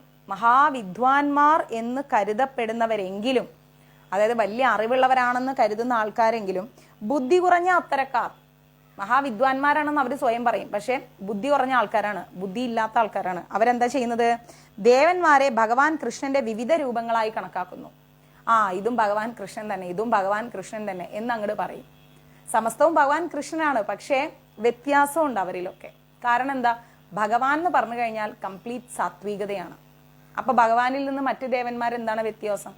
അവര് സാത്വികമായിരിക്കില്ല, രജോ തമോ ഗുണങ്ങളായിരിക്കും. അതുകൊണ്ടാണ് എന്താ പറയാ, ഈശ്വരകോപം ഉണ്ടായി, ദേവീകോപം ഉണ്ടായി എന്നൊക്കെ പറയുന്നത്. മനസ്സിലാവുണ്ടോ? ഭഗവാൻ ഒരിക്കലും കോപിക്കില്ല. ഗുരുവായൂരപ്പൻ ഒരിക്കലും ഒരാളോടും ദേഷ്യപ്പെടില്ല, ഒരിക്കലും ദേഷ്യപ്പെടില്ല, ഒരാളെയും വെറുക്കില്ല. ഭഗവാന്റെ ആറ്റിറ്റ്യൂഡ് അതാണ്, ഭഗവാന്റെ മൂഡ് അതാണ്. അതേസമയം മറ്റു ദേവീദേവന്മാരെന്ന് പറഞ്ഞാൽ അവർ കംപ്ലീറ്റ് സാത്വികതയല്ലാത്തത് കൊണ്ട്, പൂർണ്ണമായി സാത്വികതയല്ലാത്തത് കൊണ്ട്, രജോ തമോ ഗുണങ്ങളിൽ ഉള്ളത് കൊണ്ട് അവർക്ക് കുറച്ച് പരിഭവം, ദേഷ്യം, വെറുപ്പ്, ശാപം ഇതൊക്കെ ഉണ്ടാവും. നമ്മൾ അതൊക്കെ ചെയ്യുന്ന സമയത്ത് കൃത്യമായിട്ട് ചെയ്യണം, വളരെ പെർഫെക്റ്റ് ആയിട്ട് നമ്മൾ ചെയ്യണം. എന്നാൽ കൃഷ്ണന്റെ കാര്യത്തിലോ, കൃഷ്ണൻ ഇപ്പം ഇന്ന് ഇത് ചെയ്തില്ല, ഭഗവാനെ ക്ഷമിക്കണം, എനിക്ക് പറ്റില്ല, ഓക്കെ, ഭഗവാന്റെ മൂഡ് അതാണ്, മനസ്സിലായില്ലേ? മറ്റുള്ളവരെന്ന് പറഞ്ഞാൽ അങ്ങനെയല്ല, മറ്റുള്ളവരുടെ മൂഡിന് കുറച്ച് വ്യത്യാസമുണ്ട്, അത് ഗുണങ്ങളുടെ അടിസ്ഥാനത്തിലാണ്. അപ്പൊ നമ്മൾ അതും ചിന്തിക്കണം. വാസ്തവത്തിൽ ദേവന്മാർ ഭഗവാന്റെ വിവിധ രൂപങ്ങളല്ല, പിന്നെയോ അവർ അദ്ദേഹത്തിന്റെ അംശങ്ങളാണ്. മനസ്സിലായില്ലേ? അതായത് ഒരു വസ്തുവിന്റെ അംശം എന്നൊക്കെ പറയില്ലേ, നമ്മളൊരു ചെറിയ ഭാഗം എന്നൊക്കെ പറയില്ലേ, അതാണ്. അല്ലാതെ ഭഗവാന്റെ വേറെ രൂപമല്ല ഈ പറയുന്ന ദേവന്മാരൊന്നും. സാക്ഷാൽ ഗീതയിൽ തന്നെ അത് പറഞ്ഞിരിക്കുന്നു. ഈശ്വരൻ ഏകനാണ്, ഭഗവാൻ ഏകനാണ്, ഒറ്റ ഒന്നേ ഉള്ളൂ. അംശങ്ങൾ അസംഖ്യവും. അംശങ്ങൾ എന്ന് പറഞ്ഞാൽ ഇഷ്ടം പോലെ അംശങ്ങളുണ്ട്. എന്നാൽ ഭഗവാൻ എന്ന് പറയുന്നത് ഒന്ന് മാത്രമാണ്, ഒന്നേ ഒന്നാണ്. ചില ആൾക്കാർ പറയാറുണ്ട്, അതൊക്കെ എല്ലാം ഭഗവാൻ തന്നെ, അല്ലാണ്ട് വ്യത്യാസമൊന്നുമില്ല. അത് തെറ്റാണ്. ഭഗവാൻ ഭഗവാൻ മാത്രമാണ്, മറ്റുള്ളവർ മറ്റുള്ളവരാണ്. അത് നമ്മൾ മനസ്സിലാക്കണം. മനസ്സിലാവുണ്ടോ? വേദോക്തമിതം ഇതാണ്, അതായത് വേദങ്ങളിൽ പറഞ്ഞിരിക്കുന്നത് ഇതാണെന്നാണ് പറയുന്നത്. നിത്യോം നിത്യോനാം ഈശ്വരാഹ പരമഹ കൃഷ്ണഹ കൃഷ്ണൻ. അതായത് കൃഷ്ണൻ ഒരാൾ മാത്രമാണ് സർവേശ്വരൻ. കൃഷ്ണൻ ഒരേ ഒരാൾ, അദ്ദേഹം മാത്രമാണ് സർവേശ്വരൻ, വേറെ ആരും സർവേശ്വരനല്ല. സർവ്വതിനും ഈശ്വരനായിട്ടുള്ളവൻ ആരോ അവനാണ് സർവേശ്വരൻ, അതാണ് കൃഷ്ണൻ. അല്ലാതെ അതും സർവേശ്വരൻ, ഇതും സർവേശ്വരൻ, ഇതും സർവേശ്വരൻ, അതും സർവേശ്വരൻ, അങ്ങനെയില്ല. ഭഗവാൻ മാത്രമാണ് സർവേശ്വരൻ. ബാക്കി എല്ലാവരും ഈശ്വരന്മാരാണെങ്കിൽ കൂടിയും ദേവന്മാരാണെങ്കിൽ കൂടിയും സർവേശ്വരൻ എന്ന് പറയുന്നത് സാക്ഷാൽ കൃഷ്ണൻ മാത്രമാണ്. കൃഷ്ണന്റെ സ്ഥാനം മറ്റൊരാൾക്കില്ല എന്ന് വേണം പറയാൻ. കൃഷ്ണന്റെ സ്ഥാനം കൃഷ്ണന് മാത്രമാണ്, ഓൾവേസ് അങ്ങനെയാണ്. ഓക്കെ. ഭൗതിക പ്രപഞ്ചത്തിന്റെ ഭരണത്തിന് അദ്ദേഹത്താൽ നിയമിതമായവരാണ് ദേവന്മാർ. അതായത് ഈ ഭൗതിക ലോകം ഇത് നന്നാവാൻ വേണ്ടി, ഈ ഭൗതിക ലോകത്തെ ഭരിക്കാൻ വേണ്ടി ഭഗവാൻ നിശ്ചയിച്ച ആൾക്കാരാണ് ദേവന്മാർ. ആ കാറ്റ് വീശട്ടെ, വെളിച്ചം വരട്ടെ, അഗ്നി ഉണ്ടാവട്ടെ, അത് നശിക്കട്ടെ, ഇത് നശിക്കട്ടെ, ഇത് നന്നാവട്ടെ, അത് നന്നാവട്ടെ, ഇത് ജനിക്കട്ടെ, അങ്ങനെ ഓരോരോ ജോലി ഓരോരോ ഡിപ്പാർട്ട്മെന്റിൽ ഭഗവാൻ കൊടുത്തിട്ടുണ്ട് ഓരോരുത്തർക്കും. ഭഗവാനാൽ നിശ്ചയിക്കപ്പെട്ട ദേവന്മാരാണ് ഇതെല്ലാം നിയന്ത്രിക്കുന്നത്. എന്നിട്ട് ഭഗവാൻ ഇങ്ങനെ ഇരിക്കുക. മനസ്സിലാവുന്നുണ്ടോ? അല്ലാതെ ഭഗവാൻ കഴിഞ്ഞിട്ടാണ് ഇവർ എന്നുള്ള കാര്യം നമ്മൾ മനസ്സിലാക്കണം. ഭഗവാനാണ് സർവേശ്വരൻ, അദ്ദേഹത്താൽ നിയമിക്കപ്പെട്ട ആൾക്കാരാണ് ബാക്കി എല്ലാവരും. അപ്പൊ നമ്മൾ ആരെ ആരാധിക്കണം? ഭഗവാനെ ആരാധിക്കണം. പല നിലവാരത്തിലുള്ള ഭൗതിക ശക്തികളുള്ള ജീവാത്മാക്കളാണവർ. പല നിലവാരം. ആ നിലവാരത്തിന്റെ അർത്ഥം എന്താന്ന് വെച്ച് കഴിഞ്ഞാൽ, നിങ്ങൾക്ക് എല്ലാവർക്കും അറിയാം. ഞാനത് അതിനെക്കുറിച്ച് ഒരു ക്ലാസ് എടുക്കണം എന്ന് വിചാരിച്ചു. നമ്മുടെ ഈ ടൈറ്റായിട്ടുള്ള ഒരു മാസം മാറി നിന്നതിൻ്റെ ഒരു എന്താ പറയുക, ധൃതിയിൽ കുറച്ച് കാര്യങ്ങൾ തീർക്കാനുള്ള ഓട്ടത്തിലായിട്ടാണ് എനിക്കത് പറ്റാത്തത്. ഇപ്പോൾ ഫോർ എക്സാമ്പിൾ, നമ്മളൊരു ബ്രഹ്മദേവന്റെ ക്ഷേത്രത്തിൽ പോവാണ്. അപ്പം ബ്രഹ്മദേവന്റെ ഗണപതിയിലൊക്കെ ക്ഷേത്രത്തിൽ പോവാണ്. അപ്പം അവിടെ ആ ഒരു ഭഗവാനെ, ആ ദേവന്മാരെ ആരാധിക്കുന്ന ഒരു രീതിയുണ്ട്, സാത്വിക ആരാധന, അല്ലേ? സാത്വികമായ രീതിയിലാണ് അവരെ നമ്മൾ ആരാധിക്കുന്നത്. എന്താണ് കൊടുക്കുന്നത്? അപ്പോൾ തീർച്ചയായിട്ടും ഭഗവാനെ മുറുകെ പിടിച്ചാൽ മതി. എന്താ കൊടുക്കുന്നത് അവർക്കൊക്കെ? നിവേദ്യങ്ങൾ സമർപ്പിക്കുന്ന സമയത്ത് നമ്മൾ എന്താ കൊടുക്കാന്ന് ഓർത്ത് കഴിഞ്ഞാൽ, മലർ നിവേദ്യം കൊടുക്കും, അതുപോലെ പായസം, പാൽപ്പായസം, ഫ്രൂട്ട്സ്, അങ്ങനെയുള്ള സംഭവങ്ങൾ കൊടുക്കും. ഇതിൽ നിന്ന് മാറി കൗളാചാരത്തിലേക്ക് പോവാണെങ്കിൽ എന്താ ഉണ്ടാവുക? വിഷ്ണുമായ കുട്ടിച്ചാത്തൻ സ്വാമി, അതുപോലെ ദേവിയുടെ തന്നെ പല പല ഭാവങ്ങൾ, അല്ലേ?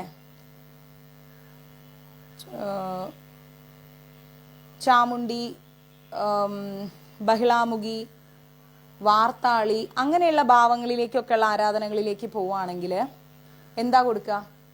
കോഴി, കള്ള്, അങ്ങനെയുള്ള ഈ ആചാരങ്ങൾക്ക് വ്യത്യാസം വരും, കൗളാചാരങ്ങൾ. അപ്പം അവിടെ എന്താണുള്ളത്? സാത്വികതയില്ല. അവിടെയുള്ളത് രജോ തമോ ഗുണങ്ങളാണ്. മനസ്സിലായില്ലേ? അതാണ് ഇവിടെ നിലവാരം എന്നതുകൊണ്ട് ഉദ്ദേശിക്കുന്നത്. പല നിലവാരത്തിലുള്ള ഭൗതിക ശക്തികളുള്ള ജീവാത്മാക്കളാണവർ. പല നിലവാരമാണ് അവർക്ക്. ഓരോരോ സ്ഥാനങ്ങളുണ്ട്. ആ സ്ഥാനങ്ങൾ അപ്പോൾ സാത്വികമായിട്ട് നമ്മൾ എവിടെയൊക്കെ നിവേദ്യം വെച്ച് ആരാധനകൾ നടത്തുന്നുണ്ട്, ആ സാത്വിക ആരാധന മുകളിലും അതിനോട് താഴെ ഇങ്ങനെ ഇങ്ങനെ ഇങ്ങനെ ഓരോ തട്ടുതട്ടായിട്ടാണ് ആരാധന ക്രമീകരണങ്ങൾ ഇരിക്കുന്നത്. ടോപ്പസ്റ്റാണ് കൃഷ്ണൻ.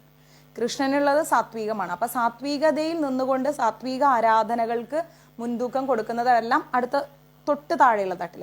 പിന്നെ രജോ ഗുണം, തമോ ഗുണം, അങ്ങനെയുള്ള തട്ടുകളിൽ. മനസ്സിലാവുന്നുണ്ടോ? നിത്യാനാം, നിത്യമായിരിക്കുന്നത് ആരാണ്? നാരായണൻ അല്ലേ? ഒരു വ്യത്യാസവും ഒരു മാറ്റവും ഇല്ല. കൃഷ്ണൻ, വിഷ്ണു എന്നിങ്ങനെ അറിയപ്പെടുന്ന സർവേശ്വരന് തുല്യരല്ല ഈ ദേവന്മാർ. നിത്യമായിരിക്കുന്ന കൃഷ്ണൻ, വിഷ്ണു, നാരായണൻ, അതായത് നമ്മുടെ ഭഗവാൻ, അദ്ദേഹത്തിന് തുല്യമല്ല ഈ ദേവന്മാരാരും. ഈ ദേവന്മാരെന്ന് പറഞ്ഞു കഴിഞ്ഞാൽ ഭഗവാന്റെ താഴെ ഇരിക്കുന്നവരാണ്. ഓക്കെ, ദേവന്മാരെയും സർവേശ്വരനെയും ഒരുപോലെ കാണുന്നവർ നാസ്തികരോ പാഷണ്ഡികളോ ആണ്.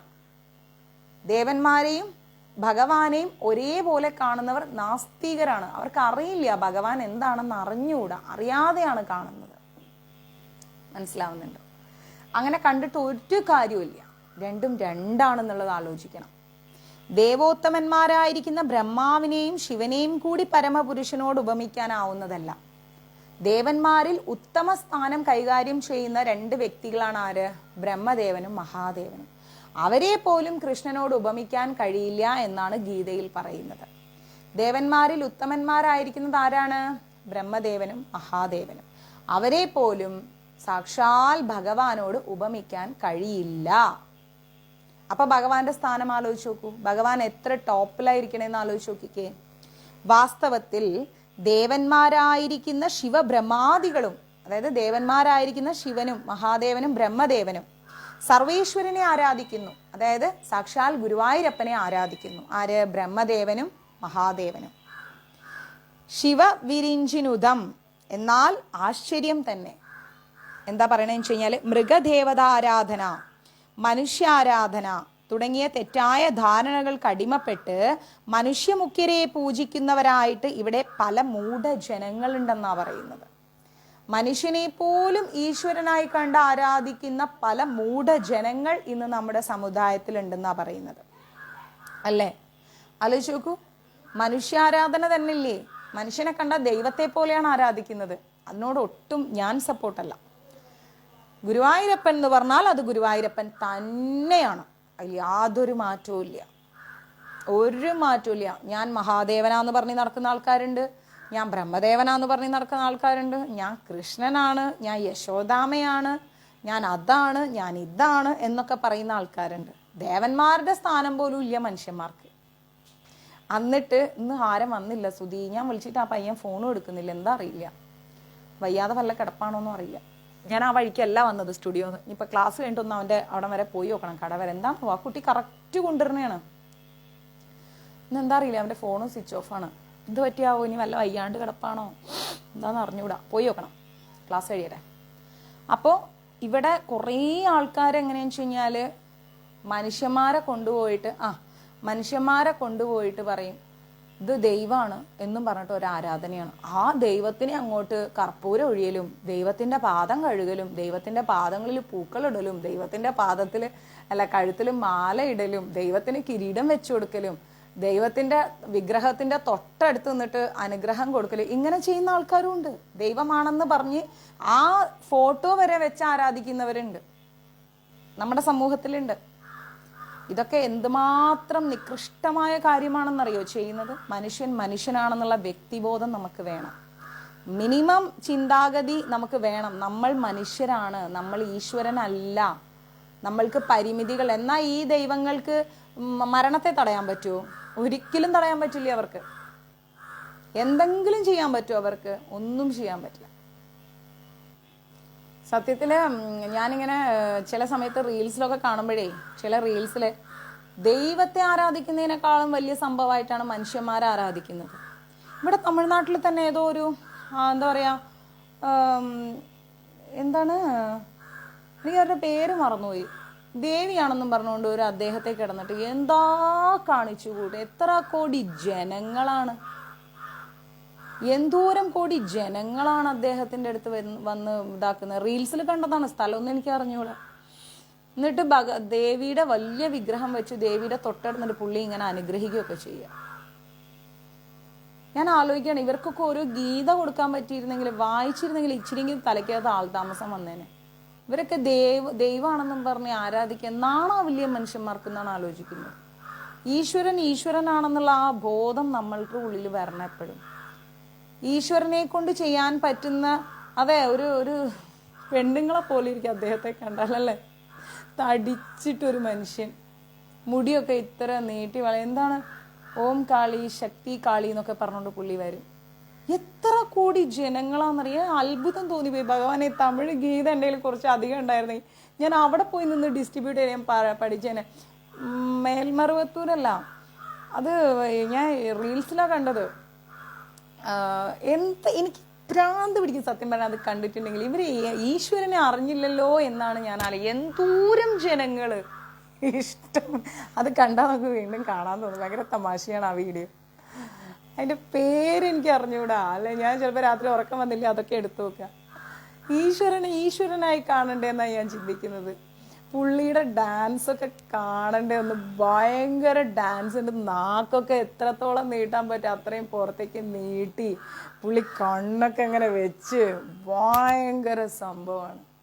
അയ്യോ, അതൊക്കെ കാണുമ്പോൾ എനിക്ക് സങ്കടം വരും. കാരണം ഭഗവാനെ അറിയണ്ടേ. ഭഗവാനെ അറിയാതെ എന്തുമാത്രം സമയം ജീവിതത്തിൽ പാഴാക്കി പോണോ ഇവര് എന്ന് ഞാൻ സ്വയം ചിന്തിച്ചിട്ടുണ്ട്, അറിയാമോ? അപ്പം നമ്മൾ മനസ്സിലാക്കണം, മനുഷ്യമുഖ്യരെ പൂജിക്കുന്നവരായിട്ട് ഇവിടെ പല മൂഢജനങ്ങളും ഉണ്ടെന്നാണ് ഗീതയിൽ പറഞ്ഞിരിക്കുന്നത്. ഒരിക്കലും നമ്മൾ മനുഷ്യന്മാരെ പൂജിക്കാൻ പാടില്ല. എന്തിനാ അത്? ബഹുമാനിക്കണം. നമ്മൾ വേണ്ടാന്നല്ല, ബഹുമാനിക്കണം. മനസ്സിലായില്ലേ? എന്ത് ശക്തി മാതാജി! ഗീത വായിച്ചിട്ടും പിന്നെയും ശക്തി എന്ന് പറയുന്നു. എല്ലാ മനുഷ്യർക്കുള്ളിലും ഒരു ആത്മീയ ശക്തി ഉണ്ട്, ഇല്ലാന്നല്ല. പക്ഷെ ആ ആത്മീയ ശക്തി മറ്റുള്ളവർ നമ്മളെ പൂജിക്കാനുള്ള ആത്മീയ ശക്തിയല്ല. നമ്മൾ സ്വമേധയാ എന്താ പറയാ സ്വാത്വികതയിലേക്ക് ഉയരാൻ ജന്മജന്മാന്തരങ്ങൾ കൊണ്ട് നമ്മൾ എന്താ പറയാ ഓരോ ജന്മം എടുത്തിട്ട് ആ ജന്മങ്ങളിൽ നിന്ന് ഭഗവാൻ നമ്മളുടെ തെറ്റുകുറ്റങ്ങളെല്ലാം ക്ഷമിച്ച് നമ്മൾക്കൊരു സാത്വികത തരുന്നതാണ്. അതിനെ പോയി ശക്തി എന്നൊന്നും പറയാതിരിക്കൂ. നമ്മൾ എന്ത് ചെയ്യുക? മറ്റുള്ളവരെ ആരാധിക്കുന്നതിന് പകരം അവരെ ബഹുമാനിക്കുക.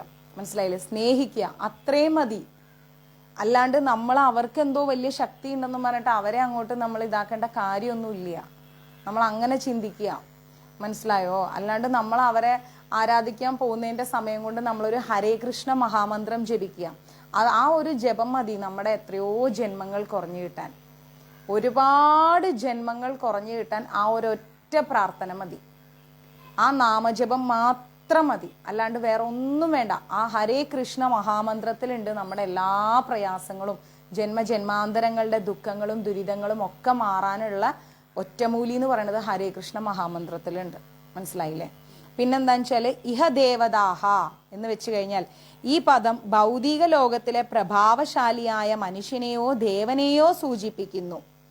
മനസ്സിലായി? ഇഹ ദേവദാഹ, ഭഗവാൻ നാരായണൻ അഥവാ കൃഷ്ണൻ, വിഷ്ണു ഈ ഭൗതിക ലോകത്തിൽ പെടുന്നില്ല. ഭഗവാൻ കൃഷ്ണനും നാരായണനും ഈ ഭൗതിക ലോകത്ത് പെടൂല. അവര് ഇവിടെ ഭൗതിക ലോകം എന്ന് പറഞ്ഞാൽ അത് ഭഗവാൻ അങ്ങോട്ടേക്ക് എന്താ പറയാ നമ്മളെപ്പോലുള്ള ഒരു നന്നാവാൻ ഇട്ടെന്നിരിക്കുന്ന ഒരു പ്ലാറ്റ്ഫോമാണ് ഈ ഭൗതിക ലോകം. അല്ലാണ്ട് നമ്മൾക്ക് ഇതാണ് ലോകം എന്ന് പറഞ്ഞ് ജീവിക്കാൻ ഭഗവാൻ തന്ന പെർമനന്റ് ആയിട്ടുള്ള പ്ലേസ് അല്ല ഈ ഭൗതിക ലോകം. നമ്മളൊക്കെ നന്നാവാൻ ഭഗവാൻ ഇവിടെ നമ്മളെ ഒരു എന്താ പറയാ നിർഗുണ പാഠശാലയിലൊക്കെ കൊണ്ടാക്കാന്ന് പറയില്ല, അതുപോലെ കൊണ്ടാക്കിയിരിക്കുന്നതാണ് ഇവിടെ. ഭൗതിക സൃഷ്ടിക്ക് അതീതനാണ് അദ്ദേഹം. ഭൗതികത എന്നൊന്നും പറയാൻ പോലും പറ്റില്ല ഭഗവാന്റെ മുന്നിൽ പോയിട്ട്. അതൊക്കെ വേറെ ലെവലാണ്. ആത്മീയ ലോകമാണ് അദ്ദേഹത്തിന്റെ സ്വൈര്യവിഹാര കേന്ദ്രം. ഇവിടെ ഭൗതിക ലോകത്ത് നമ്മൾ നന്നാവാൻ ഭഗവാൻ തന്നിരിക്കുന്ന ഒരു കുഞ്ഞ് നഴ്സറി സ്കൂൾ. ഓക്കെ, പിന്നെന്താ പറയുന്നത്? അവ്യക്തിഗതവാദികളുടെ ആചാര്യനായിരിക്കുന്ന ശ്രീപാദ ശങ്കരാചാര്യർ പോലും നാരായണൻ അഥവാ കൃഷ്ണൻ ഭൗതിക സർഗത്തിന് അധീനനാണെന്ന് സ്ഥാപിച്ചിട്ടുണ്ട്.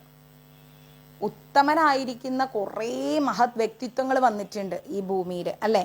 നമ്മുടെ ഗൗരകിഷോർ ദാസ് ബാബ മഹാരാജില്ലേ, അദ്ദേഹം എന്താ ചെയ്യാന്നറിയോ? നമ്മുടെ പ്രഭുപാജിയുടെ ഗുരുവായിരിക്കുന്ന ശ്രീല എന്താ പറയാ ഭക്തി സിദ്ധാന്ത സരസ്വതി ഠാക്കൂർ, അദ്ദേഹം പോയിട്ട് ഗൗരകിഷോർ ദാസ് ബാബ മഹാരാജിനോട് പറഞ്ഞു, എനിക്ക് അങ്ങയുടെ ഗുരുത്വം വേണം, എന്നെ ഗുരുവായിട്ട് എൻ്റെ ഗുരുവായി വരണം എന്ന് പറഞ്ഞു. അപ്പോഴേക്കും അദ്ദേഹം ഓടി ഒളിക്കുക ചെയ്തത്. ഗൗരകിഷോർദാസ് ബാബ മഹാരാജ് അതിനൊന്നും എന്നെ കൊണ്ട് പറ്റില്ല, എനിക്ക് അതിനൊന്നും പറ്റില്ല, അതിനുള്ള നേരമില്ല, ഞാൻ അതിന് മാത്രം ആയില്ല എന്ന് പറഞ്ഞു. അദ്ദേഹം എന്നൊക്കെ പറഞ്ഞാൽ ഉന്നത സ്ഥാനത്ത് നിൽക്കുന്ന ആത്മീയ ആചാര്യനാണ്. അപ്പൊ അദ്ദേഹത്തിന്റെ വായിൽ നിന്ന് അങ്ങനെ ഒരു വാക്ക് വരുമ്പം അവരെ പോലെയുള്ള വൈഷ്ണവരൊന്നും ഇന്ന് ഭൂമിയിലില്ല. ഗൗരകിഷോർദാസ് ബാബ മഹാരാജിനെ പോലെയുള്ള വൈഷ്ണവരൊന്നും ഇപ്പോ ഈ സമയം ഭൂമിയിലില്ല. എന്നിട്ടും അദ്ദേഹം അങ്ങനെ പറഞ്ഞിട്ടുണ്ടെങ്കിൽ ആലോചിച്ച് നോക്കണം. പറയണമെങ്കിൽ അവർ പറയണം അവർ ഈശ്വരന്മാരാണെന്ന്, അത്രയും ക്വാളിറ്റി അവരിലുണ്ട്. പക്ഷെ അവർ പോലും എന്താ പറയണെന്ന് അറിയാം, ഞാൻ പോലും കൃഷ്ണനെ കണ്ടിട്ടില്ല, അറിഞ്ഞിട്ടില്ല, ഹരേ കൃഷ്ണ എന്നുള്ള നാമം ജപിക്കാൻ പോലും എനിക്ക് സമയവുമില്ല, അതിനുള്ള യോഗ്യതയും എനിക്കില്ല, ഞാൻ അദ്ദേഹത്തെ തേടിക്കൊണ്ടിരിക്കുന്ന, എനിക്ക് ആരുടെയും ഗുരുവാവാൻ പറ്റൂല എന്നും പറഞ്ഞ് ഓടി ഒളിക്കുക ചെയ്ത അദ്ദേഹം. പിന്നെ ഭക്തി സിദ്ധാന്ത സരസ്വതി ഠാക്കൂർ അങ്ങനെ പിന്നാലെ നടന്നാണ് മന്ത്രദീക്ഷ കൊടുത്തിരിക്കുന്നത്. അപ്പം അവര് പോലും അങ്ങനെയാ പറഞ്ഞത്. എന്തിനു പറയണം, നമ്മുടെ ശങ്കരാചാര്യർ പോലും പറഞ്ഞിട്ടുണ്ട്, സാക്ഷാൽ നാരായണൻ അഥവാ കൃഷ്ണൻ ഭൗതിക സർഗത്തിന് അധീനനാണെന്ന്. ഈ ഭൗതികത എന്നൊന്നും പറയുന്ന ഭഗവാന്റെ അടുത്തേക്ക് കൊണ്ടുപോകരുത്. ഭഗവാൻ അതൊന്നും നെവർ മാറ്റർ, അതിനെക്കുറിച്ചൊന്നും ഭഗവാൻ ചിന്തിക്കുന്നേ ഇല്ലെന്നാ പറയുന്നത്. എന്നിട്ടും മൂഢന്മാർ താമസം വിനാ ഫലം ലഭിക്കുന്നതിനായി ദേവന്മാരെ ആരാധിക്കുന്നു. എന്നിട്ട് മനുഷ്യന്മാരെന്താ ചെയ്യാം, കൃഷ്ണനെ അങ്ങോട്ട് മാറ്റി നിർത്തും. ഓ, കൃഷ്ണന്റെ അടുത്ത് പോയാൽ ഭയങ്കര പ്രശ്നമാണ്, കൃഷ്ണൻ ഓടക്കുഴൽ പിടിച്ചു കഴിഞ്ഞാൽ വീട്ടിലെ പൈസയൊക്കെ ഊതിക്കളയും, കൃഷ്ണനെ അങ്ങനെ ആരാധിക്കാൻ പാടില്ല, കൃഷ്ണന്റെ വിഗ്രഹം ഇങ്ങനെ വെക്കാൻ പാടില്ല എന്നൊക്കെ പറഞ്ഞ് 100 കാരണങ്ങളും പറഞ്ഞിട്ട് പല പല പല പല ആരാധനകളിലേക്ക് തിരിച്ചു പോകും. ഫലം അവർക്ക് ലഭിക്കാറുമുണ്ട്, ഇല്ല എന്ന് പറയാൻ പറ്റില്ല. അന്യദേവതാ ആരാധന കൊണ്ട് അവർക്ക് അതിനുള്ള ഫലവും കിട്ടാറുണ്ട്.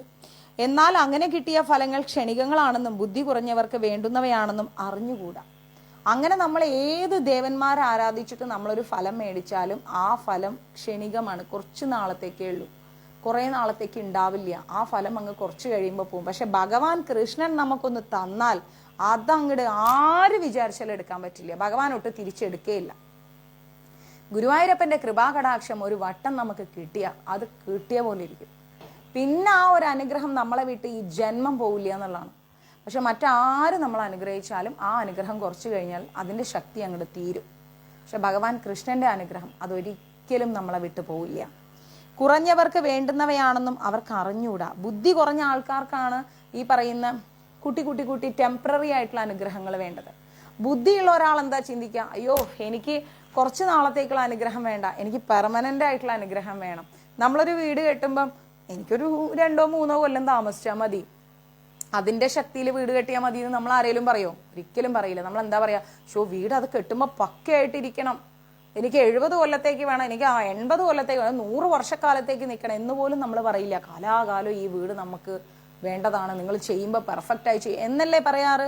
അതേപോലെ നമ്മൾ ഭഗവാനോടൊരു അനുഗ്രഹം ചോദിക്കുന്നു എങ്കിൽ ആ അനുഗ്രഹം ടെമ്പററി ആയിട്ടല്ല നമുക്ക് വേണ്ടത്, പെർമനന്റ് ആയിട്ട് തന്നെ നമുക്ക് ആ അനുഗ്രഹം വേണം, അതാണ് വേണ്ടത്. ഓക്കെ, പിന്നെന്താ പറയണെന്ന് വെച്ച് കഴിഞ്ഞാല്, ബുദ്ധിശാലിയായിട്ടുള്ള ആൾക്കാർക്ക് കൃഷ്ണാവബോധമുണ്ട്. ഒരല്പം ബുദ്ധി തലയ്ക്കകത്തുണ്ടെങ്കിൽ എന്തുണ്ട് അവരുടെ ഉള്ളിൽ? കൃഷ്ണാവബോധം ഉണ്ട്. കൃഷ്ണാവബോധം ഉണ്ടെങ്കിൽ എന്താ ഉണ്ടാവുക? തൊട്ടപ്പുറത്ത് ഇറാഖ് ബോംബിട്ടോട്ടെ, അതിൽ വീണ് ചാവാനാണ് എൻ്റെ യോഗം എങ്കിൽ ഞാൻ അങ്ങനെ ചാവും, അല്ലാണ്ട് എനിക്ക് എന്ത് ചെയ്യാൻ പറ്റും? ആരും നമ്മളെ വിട്ടു പൊക്കോട്ടെ, ഓ ശരി. ഒരു വൈഷ്ണവ ഭക്തൻ എങ്ങനെ ആയിരിക്കണം എന്ന് പറഞ്ഞു തരാമോ? തീർച്ചയായിട്ടും. ഒരു വൈഷ്ണവ ഭക്തൻ എന്ന് പറഞ്ഞാൽ, ഭക്തൻ എന്നുള്ള വേർഡ് നമുക്ക് ഉപയോഗിക്കാൻ പറ്റൂല, കാരണം നമ്മൾ ആരും ഭക്തിയിലേക്ക് എത്തിയിട്ടില്ല. വൈഷ്ണവ ഭക്തിയിലേക്ക് എത്താൻ പ്രാക്ടീസ് ചെയ്യുന്ന ഒരാളിനെ പറയാൻ പറ്റൂ. അവരെങ്ങനെ ഇരിക്കണം എന്ന് വെച്ച് കഴിഞ്ഞാൽ, ആദ്യം തന്നെ നമ്മൾ വെജിറ്റേറിയൻ ആയിരിക്കണം, പിന്നെ നമ്മൾ ചായ കാപ്പിയൊക്കെ സ്റ്റോപ്പ് ചെയ്യണം, 16 മാല ജപിക്കണം, പിന്നെ നമ്മൾ ഉള്ളി വെളുത്തുള്ളി സവാള ഇതൊക്കെ ഉപേക്ഷിക്കണം, ദേഷ്യം പാടില്ല, വെറുപ്പ് പാടില്ല, വിദ്വേഷം പാടില്ല, പ്രതികാരം പാടില്ല, ഒരു എല്ലാത്തിലും ഒരു ഈ അവസ്ഥ, എന്ത് വന്നാലും ഈ മൈൻഡ്. 10 തെറി ഒരാൾ നമ്മളെ മുമ്പിൽ വന്ന് നമ്മളെ വിളിച്ചാലും നീ ആരാടാ എന്നെ തെറി വിളിക്കാണെന്നും പറഞ്ഞുകൊണ്ട് കിടന്ന് ചാടിയിട്ടും കാര്യമില്ല. ഈ അവസ്ഥ. താൻ നിരന്തരം ചെയ്യുന്ന കർമ്മങ്ങൾ താൻ അനുഭവിച്ചിടിനെ വേണം, ആ അവസ്ഥ. അതാണ് ഒരു വൈഷ്ണവ ഭക്തന്റെ ക്വാളിറ്റി എന്ന് പറയുന്നത്. പരാതികൾ ഉണ്ടാവില്ല, പരിഭവങ്ങൾ ഉണ്ടാവില്ല, ദേഷ്യം ഉണ്ടാവില്ല, വാശി ഉണ്ടാവില്ല, വെറുപ്പ് ഉണ്ടാവില്ല, സന്തോഷം ഉണ്ടാവില്ല, സങ്കടം ഉണ്ടാവില്ല. എല്ലാം മിതത്വമായിരിക്കും, എല്ലാം മിതത്വമായിരിക്കും. എല്ലാത്തിനും നമുക്ക് എന്താ പറയുക, ഒരു ഒരാളുടെ നേരെ നമുക്കൊരു വിദ്വേഷമോ വൈരാഗ്യമോ വെറുപ്പോ പരാതിയോ ദേഷ്യമോ, സാക്ഷാൽ ഗുരുവായൂരപ്പനെ ഹൃദയത്തിൽ കൊണ്ടു നടക്കുന്ന ഒരു വ്യക്തി ഒരിക്കലും ഈ വക ഭൗതികമായിരിക്കുന്ന വികാരങ്ങൾക്ക് അടിമപ്പെടൂല, ഒരിക്കലും അടിമപ്പെടൂല. നമ്മളൊക്കെ എങ്ങനെയാണെന്ന് വെച്ചാൽ എല്ലാവരെയും കല്യാണത്തിന് വിളിച്ചു, എന്നെ വിളിച്ചില്ല എന്നും പറഞ്ഞുകൊണ്ട് പിന്നെ ഒരു 2 ജനറേഷൻ പിടിച്ചങ്ങോട്ട് കച്ചറയാണ് അല്ലേ. അവരോട് പറഞ്ഞു, എന്നോട് പറഞ്ഞില്ല, എനിക്ക് തന്നു, അവർക്ക് തന്നില്ല, ഇങ്ങനെ നിരന്തരം പരാതികളാണ്. സാക്ഷാൽ ഈശ്വരനെ ഹൃദയത്തിൽ സ്ഥാപിച്ച ഒരാൾക്ക് പരാതികളും ഇല്ല, പരിഭവങ്ങളും ഇല്ല, ഒന്നുമില്ല. കാരണം അവരുടെ ചിന്ത എപ്പോഴും കൃഷ്ണനെ കുറിച്ചായിരിക്കും, അവരുടെ ലക്ഷ്യം എപ്പോഴും കൃഷ്ണനായിരിക്കും. അതിനിടയിൽ എന്ത് വരുന്നു, ഏത് വരുന്നു, എങ്ങനെ വരുന്നു, ആര് വരുന്നു, ഇതൊന്നും അവർ വീഴില്ല. അവരതേക്കുറിച്ചൊന്നും ബോധേഡല്ല, അവരതിലൊന്നും സമയം കളയില്ല. How can get these qualities? ജപിക്കുക. ജയ് ശ്രീകൃഷ്ണ ചൈതന്യ പ്രഭു നിത്യാനന്ദ ശ്രീ അദ്വൈത ഗദാധര ശ്രീവാസാദി ഗൗരഭക്തവൃന്ദ. ഹരേ കൃഷ്ണ കൃഷ്ണ കൃഷ്ണ ഹരേ ഹരേ, ഹരേ രാം രാം രാം ഹരേ. എൻ്റെ മഞ്ഞ ക്ലിക്കർ എന്തേ ബിന്ദുമ്മ? 24 hours ജപം. ജപത്തിലൂടെ മാത്രം ഈ നിർവികാര എൻ്റെ ബെഡിലുണ്ടാവും. ഞാൻ ഇപ്പോൾ വരുമ്പോൾ കൊണ്ടുവന്ന ബെഡിൽ വെച്ചിട്ടുണ്ടാവും. 24 hours ജപം. അത് 16 മാലയാണോ 18 മാലയാണോ 20 മാലയാണോ എന്നൊന്നുമില്ല. ജപം ജപം ജപം അതന്നെ. കാണുന്നുണ്ടോ? യോ, ഒട്ടും കാണുന്നില്ലേ? Sorry, wait I will show you. ഒരു മിനിറ്റേ. ഇത് വല്ലാത്തൊരു കഷ്ടമായി പോയല്ലോ. വെയിറ്റ്, ഇപ്പോൾ കാണാമോ? കാണുന്നുണ്ടോ? ആരെന്ത് പറയുമ്പോഴും എന്ത് ചെയ്യുമ്പോഴും എങ്ങനെ പോകുമ്പോഴും ഇരിക്കുമ്പോഴും നിൽക്കുമ്പോഴും കളിക്കുമ്പോഴും ചിരിക്കുമ്പോഴും ഉറങ്ങുമ്പോഴും ഒക്കെ ജപിക്കുക. ജപിച്ചുകൊണ്ടേ ഉറങ്ങുക, ജപിച്ചുകൊണ്ടേ ജോലി ചെയ്യുക, ജപിച്ചുകൊണ്ടേ യാത്ര ചെയ്യുക. ആരെങ്കിലും നമ്മളോട് സംസാരിക്കുകയാണെങ്കിലും ഇതിങ്ങനെ കൈ പിടിച്ച ഒരാളും അറിയില്ല. ജപിക്കുക. എന്തോരം ജപിക്കാൻ പറ്റും അത്രത്തോളം ജപിക്കുക. അത് നമുക്ക് തരുന്ന ഒരു ഒരു ഒരു ഒരു സുഖം വല്ലാത്തൊരു സുഖമാണ്. മനസ്സിലായില്ല? അങ്ങനെ ജപിച്ച് ജപിച്ച് ജപിച്ച് ജപിച്ച് ജപിച്ച് പോവുക. അതിനുവേണ്ടി മാത്രമുള്ളതാക്കി മാറ്റി ഈ ജീവിതം. ഒപ്പം നമ്മൾ ബാക്കി ജോലിയും ചെയ്യുക. അതിലൊന്നും ഒരു കുറവും ഇല്ല. അങ്ങനെ ചെയ്ത് ചെയ്ത് ചെയ്ത് ചെയ്ത് വരുമ്പം നമുക്ക് ഭഗവാൻ മാത്രമാവും നമ്മുടെ ഒരു കോൺസെൻട്രേഷൻ. നമ്മുടെ ലക്ഷ്യത്തിൽ അദ്ദേഹം മാത്രമായി മാറും. മറ്റൊന്നിലും നമുക്ക് അങ്ങോട്ടൊരു എന്താ പറയുക ശ്രദ്ധ അല്ല, നമ്മുടെ മനസ്സ് വേറെ ഒന്നിലും പോയി ഉടക്കില്ല. ഭഗവാന്റെ കാര്യത്തിൽ നമ്മൾ കൂടുതൽ കോൺസെൻട്രേറ്റഡ് ആയിരിക്കും. അപ്പം നമുക്കൊരു നല്ലൊരു ഫീലായിരിക്കും. ട്രൈ ചെയ്ത് നോക്കൂ.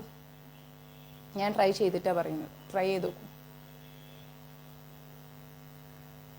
ചിലപ്പം എന്തെങ്കിലുമൊക്കെ ചെറിയ ചെറിയ കാര്യങ്ങളൊക്കെ നമ്മളെ അലട്ടിയാലും കുറച്ച് കഴിയുമ്പോൾ നമ്മൾ ഓക്കെ, ഐ എം ഓക്കെ. ചില സമയത്ത് എനിക്ക് അവിടെ അങ്ങോട്ട് മറ്റേ സ്റ്റുഡിയോയിലൊക്കെ പോയാൽ നല്ല ചീത്ത കേൾക്കും. അപ്പോൾ ആ സമയത്തൊക്കെ ചിലപ്പോൾ ഭയങ്കര ഫീൽ ചെയ്യും. കുറച്ച് കഴിയുമ്പോഴത്തേക്കും ഞാൻ തന്നെ അവരോട് പോയി സംസാരിക്കും. അണ്ണാ പരവായില്ല അണ്ണ, സോറി അണ്ണ, ഞാൻ എന്താ തപ്പ് പണിയിട്ടാണ്, മன்னிச்சிருங்க അണ്ണ, ഞാൻ വരില്ല അണ്ണ, അങ്ങനെ പറയും. അങ്ങനെ പറഞ്ഞ അത് നമ്മളെല്ലാം അങ്ങോട്ട് സോൾവ് ചെയ്യാം. അങ്ങനെ വിട്ടേക്കും. അത്രയേ ഉള്ളൂ. അതിൽ കവിഞ്ഞ് നമ്മളൊന്നും ഹൃദയത്തിൽ നമുക്ക് ഭഗവാൻ അത് മതി. അതൊരു വല്ലാത്തൊരു സുഖം, ഭയങ്കരം ഒരു സുഖമാണ്. ഭഗവാനെ ഇങ്ങനെ അയ്യോ നല്ല കഥയായി, ജപിക്കാനൊന്നും മറന്നൊന്നും പോലും ഈ സാധനം കയ്യിലുണ്ടെങ്കിൽ എപ്പോഴും ജപിച്ചുകൊണ്ടിരിക്കും. ഞാൻ ഉറങ്ങാൻ കിടക്കുന്നത് വരെ ചില സമയത്തൊക്കെ ഇങ്ങനെ വാട്സപ്പിലൊക്കെ ചാറ്റ് ചെയ്യും. അത് കഴിഞ്ഞ് കുറച്ച് കഴിയുമ്പോഴത്തേക്കും ഞാൻ വീണ്ടും ജപിച്ച് ജപിച്ച് ജപിച്ച് ജപിച്ച് അങ്ങനെ ഉറങ്ങിപ്പോവും. പിറ്റേന്ന് രാവിലെ ആയി എഴുന്നേറ്റിട്ട് നോക്കി എത്ര കൗണ്ടായി. ഇപ്പം 5389. ഇനി ഒന്നും കൂടി ജപിച്ച 5390 അങ്ങനെ റൗണ്ട് ചെയ്ത് 10 കൂടി ജപിച്ച 5400. എങ്ങനെയില്ല 5500 ആക്കണം. ഇങ്ങനെ ഒരു കോൺസെൻട്രേഷനിൽ ഇങ്ങനെ പോകും. അങ്ങനെ നമ്മുടെ മൈൻഡ് ജപത്തിൽ സ്റ്റിക്ക് ഓൺ ചെയ്യിക്കുക. അപ്പം തന്നെ നമുക്ക് കുറേ ആശ്വാസം കിട്ടും, കുറേ സമാധാനം കിട്ടും. മനസ്സിലായില്ലേ? പിന്നെന്താ പറയുന്നതെന്ന് വെച്ച് കഴിഞ്ഞാൽ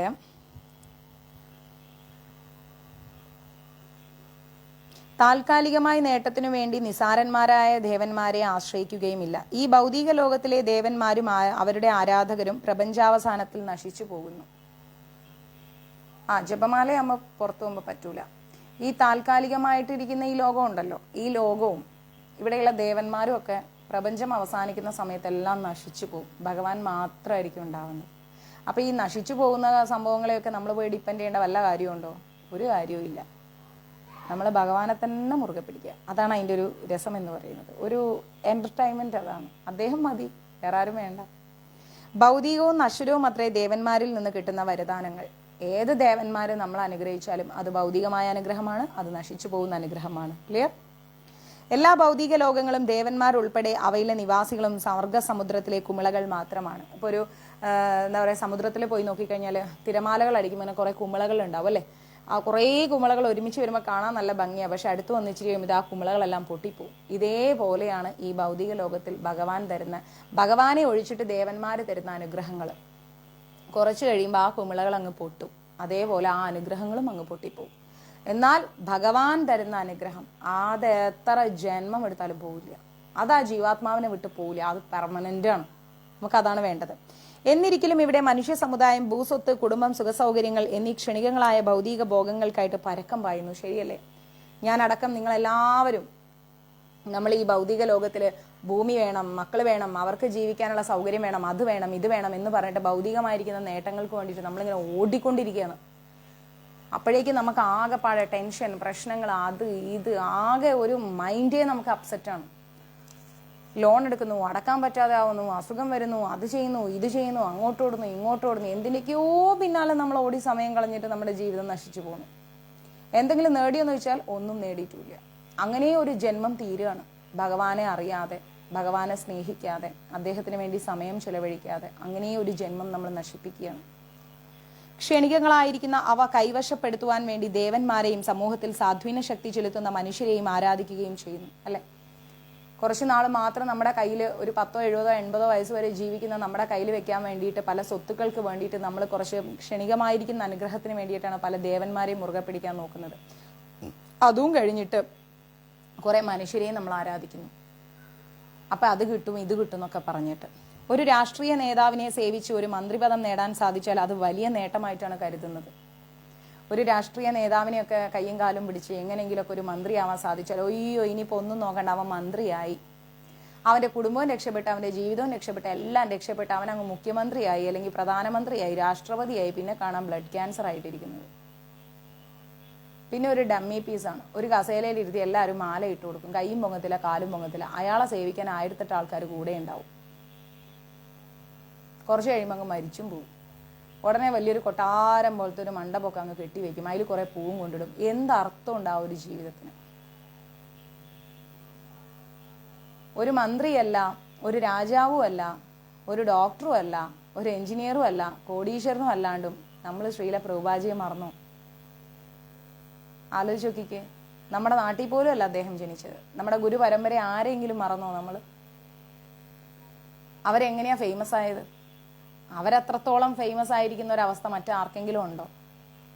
അതും ഇന്ത്യയിൽ ജനിച്ചിട്ട് എവിടൊക്കെ പോയി, അവർ എന്തൊക്കെ ചെയ്ത്, ഒരു രാഷ്ട്രീയ നേതാക്കന്മാരുടെയും സപ്പോർട്ടില്ലാതെ അവരെവിടം വരെ എത്തി, എന്തൊക്കെ പ്രചരിപ്പിക്കാൻ സാധിച്ചു അവർക്ക്.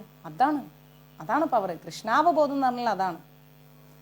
അതേസമയം എത്രയോ രാജാക്കന്മാരുണ്ടായിരുന്നു. എല്ലാ സുഖ സൗകര്യങ്ങളും, സ്വത്തും, പണവും, എന്താ പറയുക, വൈഡൂര്യവും, മറ്റേ വജ്രവും, മുത്തും, ഖജനാവും, രാജ്യവും ഭരണവും ഒക്കെ ഉണ്ടായിരുന്ന, ഇഷ്ടം പോലെ വലിയ പദവിയിലിരുന്ന രാജാക്കന്മാരൊക്കെ ഉണ്ടായിരുന്നില്ലേ? നമുക്ക് രാജാവിൻ്റെ പേര് ചേര ചോള പാണ്ഡ്യൻ പറയൂ, 1ാമനോ 2ാമനോ 3ാമനോ എന്നൊക്കെ നമ്മൾ പറയും, നമുക്ക് അറിഞ്ഞുകൂടാ. പക്ഷെ ജീവഗോസ്വാമിമാരാരായിരുന്നു? ഉടുതുണിക്ക് മറുതുണി അവർ ആഗ്രഹിച്ചിട്ടില്ല. എന്നിട്ട് അവരുടെ പ്ലേസ് എവിടെയാണെന്ന് ആലോചിച്ച് നോക്കൂ. അവർക്ക് വല്ല രാഷ്ട്രീയമായിട്ടുള്ള സപ്പോർട്ട് വല്ലതും ഉണ്ടായിരുന്നോ? അവർക്ക് വല്ല രാജ്യമുണ്ടായിരുന്നോ? പദവി ഉണ്ടായിരുന്നോ? ഖജനാവ് ഉണ്ടായിരുന്നോ? ഒരു ഉടവാളുണ്ടായിരുന്നോ? ഒന്നുമില്ല. ഉടുത്തു മാറാൻ നല്ലൊരു വസ്ത്രം ഉണ്ടായിരുന്നോ? സ്വർണം കൊണ്ടും വജ്രം കൊണ്ടും ഉണ്ടാക്കിയ വസ്ത്രട്ട രാജാക്കന്മാരുടെ പേര് അക്ഷരം തെറ്റാതെ നമ്മളോട് പറയാൻ പറഞ്ഞാൽ നമ്മൾ ഹിസ്റ്ററി എനിക്ക് അത്രയ്ക്ക് അങ്ങ് പോരാ, സോഷ്യൽ സ്റ്റഡീസ് അത്രയ്ക്ക് ഇഷ്ടമുള്ള സബ്ജക്റ്റ് അല്ല എന്ന് പറയാനേ നിവർത്തിയുള്ളൂ അല്ലേ? പക്ഷെ ഇവരൊക്കെ ആരാണ്? എല്ലാം വിട്. ഈ വൈഷ്ണവ ഭക്തരായിരിക്കുന്ന ആൾക്കാരൊക്കെ നമ്മൾ മാറ്റി നിർത്ത്, നമ്മുടെ ഗുരുപരമ്പരയും മാറ്റി നിർത്ത്. സമ്മതിച്ചു. പൂന്താനം തിരുമേനിയുടെ കാലത്ത് ജീവിച്ചിരുന്ന ആ മഹത്തായിരിക്കുന്ന രാജാക്കന്മാരെ പേര് പറയാൻ പറഞ്ഞാൽ നമ്മൾ ബബ അടിക്കും. പക്ഷെ പൂന്താനം തിരുമേനി ആരായിരുന്നു? ഒരു നേരത്തെ ഭക്ഷണത്തിന് ഗതികെട്ട ഒരു ബ്രാഹ്മണൻ അല്ലേ? ഒരു സാധാ ഒരു ബ്രാഹ്മണൻ, ഓത്തില്ലാത്ത ഇല്ലത്തൊരു ബ്രാഹ്മണൻ, അഷ്ടിക്ക് വകയില്ലാത്തൊരു പാവം. പക്ഷെ അദ്ദേഹത്തിന്റെ സ്ഥാനം എവിടെയാണെന്ന് ആലോചിച്ച് നോക്ക്. നമ്മൾ കൈയെടുത്ത് കുമ്പിടും തിരുമേനിയെ, നമ്മൾ കൈയെടുത്ത് കുമ്പിടും. ഇപ്പോഴും അദ്ദേഹത്തിന്റെ ജന്മദിനമൊക്കെ നമ്മൾ എങ്ങനെയൊക്കെ ആഗ്രഹിക്കുന്നു, എങ്ങനെയൊക്കെ നമ്മൾ എന്താ പറയുക പ്രാർത്ഥിക്കുന്നു, സെലിബ്രേറ്റ് ചെയ്യുന്നു. അദ്ദേഹം എങ്ങനെ ഫേമസ് ആയി? തികഞ്ഞ ഭക്തൻ എന്ന നിലയ്ക്ക്. അതേസമയം അദ്ദേഹത്തിന്റെ സമയത്തുണ്ടായിരുന്ന രാജാക്കന്മാരെ മന്ത്രിമാരെയൊക്കെ നമുക്കറിയൂ, വലിയ വ്യാപാരികളെ നമുക്കറിയൂ. ആ കാലത്ത് സ്വർണ്ണ വ്യാപാരികൾ ഉണ്ടായിരുന്നു, നമുക്കറിയാം അവരാരാന്ന്. അന്വേഷിക്കാൻ നമ്മൾ പോയോ? അതാണ് വൈഷ്ണവ ഭക്തനും സ്ഥാനമാനങ്ങളിലൂടെ ആ സ്ഥാനമാണ് വലുതെന്ന് ചിന്തിച്ചവരും നമ്മളുടെ വ്യത്യാസം. അഷ്ടിക്ക് വകയില്ലാതെ തിരുമേനി കിടക്കുമ്പോൾ ഇപ്പോഴും കോടീശ്വരന്മാർ ആ സമയത്ത് അപ്പുറത്തുണ്ടായിരുന്നു. പക്ഷെ അവരുടെ സ്ഥാനം എവിടെ? തിരുമേനിയുടെ സ്ഥാനം എവിടെ? അതാണ് ഭഗവാന്റെ ഭക്തർക്കുള്ള വ്യത്യാസം എന്ന് പറയുന്നത്. വെറുതെ ഭക്തരായിട്ട് കാര്യമില്ല, ഭക്തരായിരിക്കണം. എന്നാലേ ആ ഒരു സ്ഥാനവും പേരും നിലയും വിലയും ഒക്കെ കിട്ടത്തുള്ളൂ, അല്ലാണ്ട് കിട്ടില്ല. ക്ലിയർ? താൽക്കാലിക ഗുണങ്ങൾക്ക് വേണ്ടി വമ്പന്മാരായ ജനനേതാക്കൾ എന്ന് വിളിക്കപ്പെടുന്നവർക്ക് മുമ്പിൽ മുട്ടുകുത്തി നിന്ന് അവർ അഭീഷ്ടങ്ങൾ നേടുന്നുണ്ട് അല്ലേ? താൽക്കാലികമായിട്ട് നമുക്ക് നേടാനുള്ള എന്തെങ്കിലുമൊക്കെ സൗകര്യത്തിന് വേണ്ടിയിട്ട്, സാഹചര്യത്തിന് വേണ്ടിയിട്ടൊക്കെ കുറേ പാർട്ടിക്കാരുടെ മുമ്പിലൊക്കെ പോയി തലയൊക്കെ കുനിച്ചിങ്ങനെ ഓച്ചാനിച്ചങ്ങ് നിൽക്കും. അവർക്ക് ഇഷ്ടപ്പെട്ട സാധനങ്ങളൊക്കെ ഗിഫ്റ്റ് ചെയ്ത് എന്താവശ്യം? അതേസമയം ഗുരുവായൂരപ്പൻ്റെ മുമ്പിലേക്ക് ഒരൊറ്റ തുളസിയിലയും കൊണ്ട് പോയാൽ മതി. ഒരേ ഒരു തുളസിയിലയും കൊണ്ടുപോയിട്ട് കൃഷ്ണ ഗുരുവായൂരപ്പ എന്നൊരു വിളി വിളിച്ചാൽ മതി. സർവ്വതിനും ഈശ്വരനായിരിക്കുന്ന ആ ഭഗവാൻ നമ്മുടെ കൂടെ വരും. ആ ഭഗവാൻ വിചാരിക്കണം പാർട്ടിക്കാരോട് അവിടെ അവന്മാർ ഇങ്ങനെ വെക്കും, എന്താ പറയുക, സ്ട്രാച്ചു പോലെ അനങ്ങാൻ പറ്റത്തില്ല. ചിന്തിച്ചു നോക്കണം. അതാണ് ഭഗവാനും ഭഗവാനിലൂടെ വന്ന വ്യക്തികളും തമ്മിലുള്ള വ്യത്യാസം. മനസ്സിലായില്ലേ? നമ്മൾ ഭഗവാനെയാണ് ആശ്രയിക്കേണ്ടത് എന്നുള്ളതാണ് നമ്മൾ ആദ്യം മനസ്സിലാക്കേണ്ട കാര്യം. ഭൗതിക ജീവിതങ്ങൾക്ക്, ക്ലേശങ്ങൾക്ക് ശാശ്വത പരിഹാരം കാണാൻ കൃഷ്ണാവബോധത്തെ ആശ്രയിക്കണമെന്ന് ഈ മൂഢന്മാർക്ക് മനസ്സിലാവുന്നില്ല. ഈ ലോകത്തിൽ നമ്മൾ അനുഭവിക്കുന്ന പ്രശ്നങ്ങൾക്ക് സ്ഥിരമായിട്ടുള്ള ഒരു പരിഹാരത്തിന് ഏകമാർഗം കൃഷ്ണാവബോധമാണ്. നമ്മൾ എന്ത് പ്രശ്നവും അനുഭവിച്ചോട്ടെ, എന്ത് ദുഃഖവും അനുഭവിച്ചോട്ടെ, അതെന്തുമായിക്കോട്ടെ, നമ്മുടെ നോർമൽ ലൈഫിൽ നമ്മൾ അനുഭവിക്കുന്നത് ചിലപ്പം നമുക്ക് വീടുണ്ടാവില്ല, ജോലി ഉണ്ടാവില്ല, കല്യാണം കഴിച്ചിട്ടുണ്ടാവില്ല, അല്ലെങ്കിൽ കുട്ടികൾ ഉണ്ടായിട്ടുണ്ടാവില്ല, അല്ലെങ്കിൽ ആരോഗ്യപരമായ പ്രശ്നങ്ങളാവാം, അങ്ങനെ ഒരുപാട് കാര്യങ്ങളായിരിക്കാം അല്ലേ? അങ്ങനെ എന്ത് പ്രശ്നങ്ങളും ആയിക്കോട്ടെ, എന്തും വന്നോട്ടെ, നമ്മളൊരു മനുഷ്യനെയും ആശ്രയിക്കേണ്ട, കൃഷ്ണാവബോധത്തെ ആശ്രയിച്ചാൽ മതി.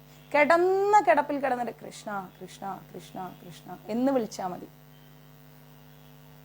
അദ്ദേഹം സമീപസ്ഥനായിരിക്കും. ആ വിളി അദ്ദേഹം കേൾക്കും. കോടാനുകോടി മനുഷ്യന്മാരെ കൊണ്ട് സഹായിക്കാവുന്നതിനേക്കാളും വലുതായിട്ട് ഭഗവാന് ചെയ്യാൻ സാധിക്കും.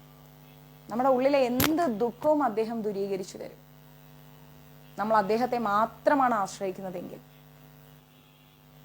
ബൈബിളിലൊരു വാക്കുണ്ട്, മനുഷ്യനെ ആശ്രയിക്കുന്നതിനേക്കാൾ നല്ലതാണ് യഹോവയെ ആശ്രയിക്കുന്നത്. അത് തന്നെയാണ് ഇവിടെയും പറയുന്നത്.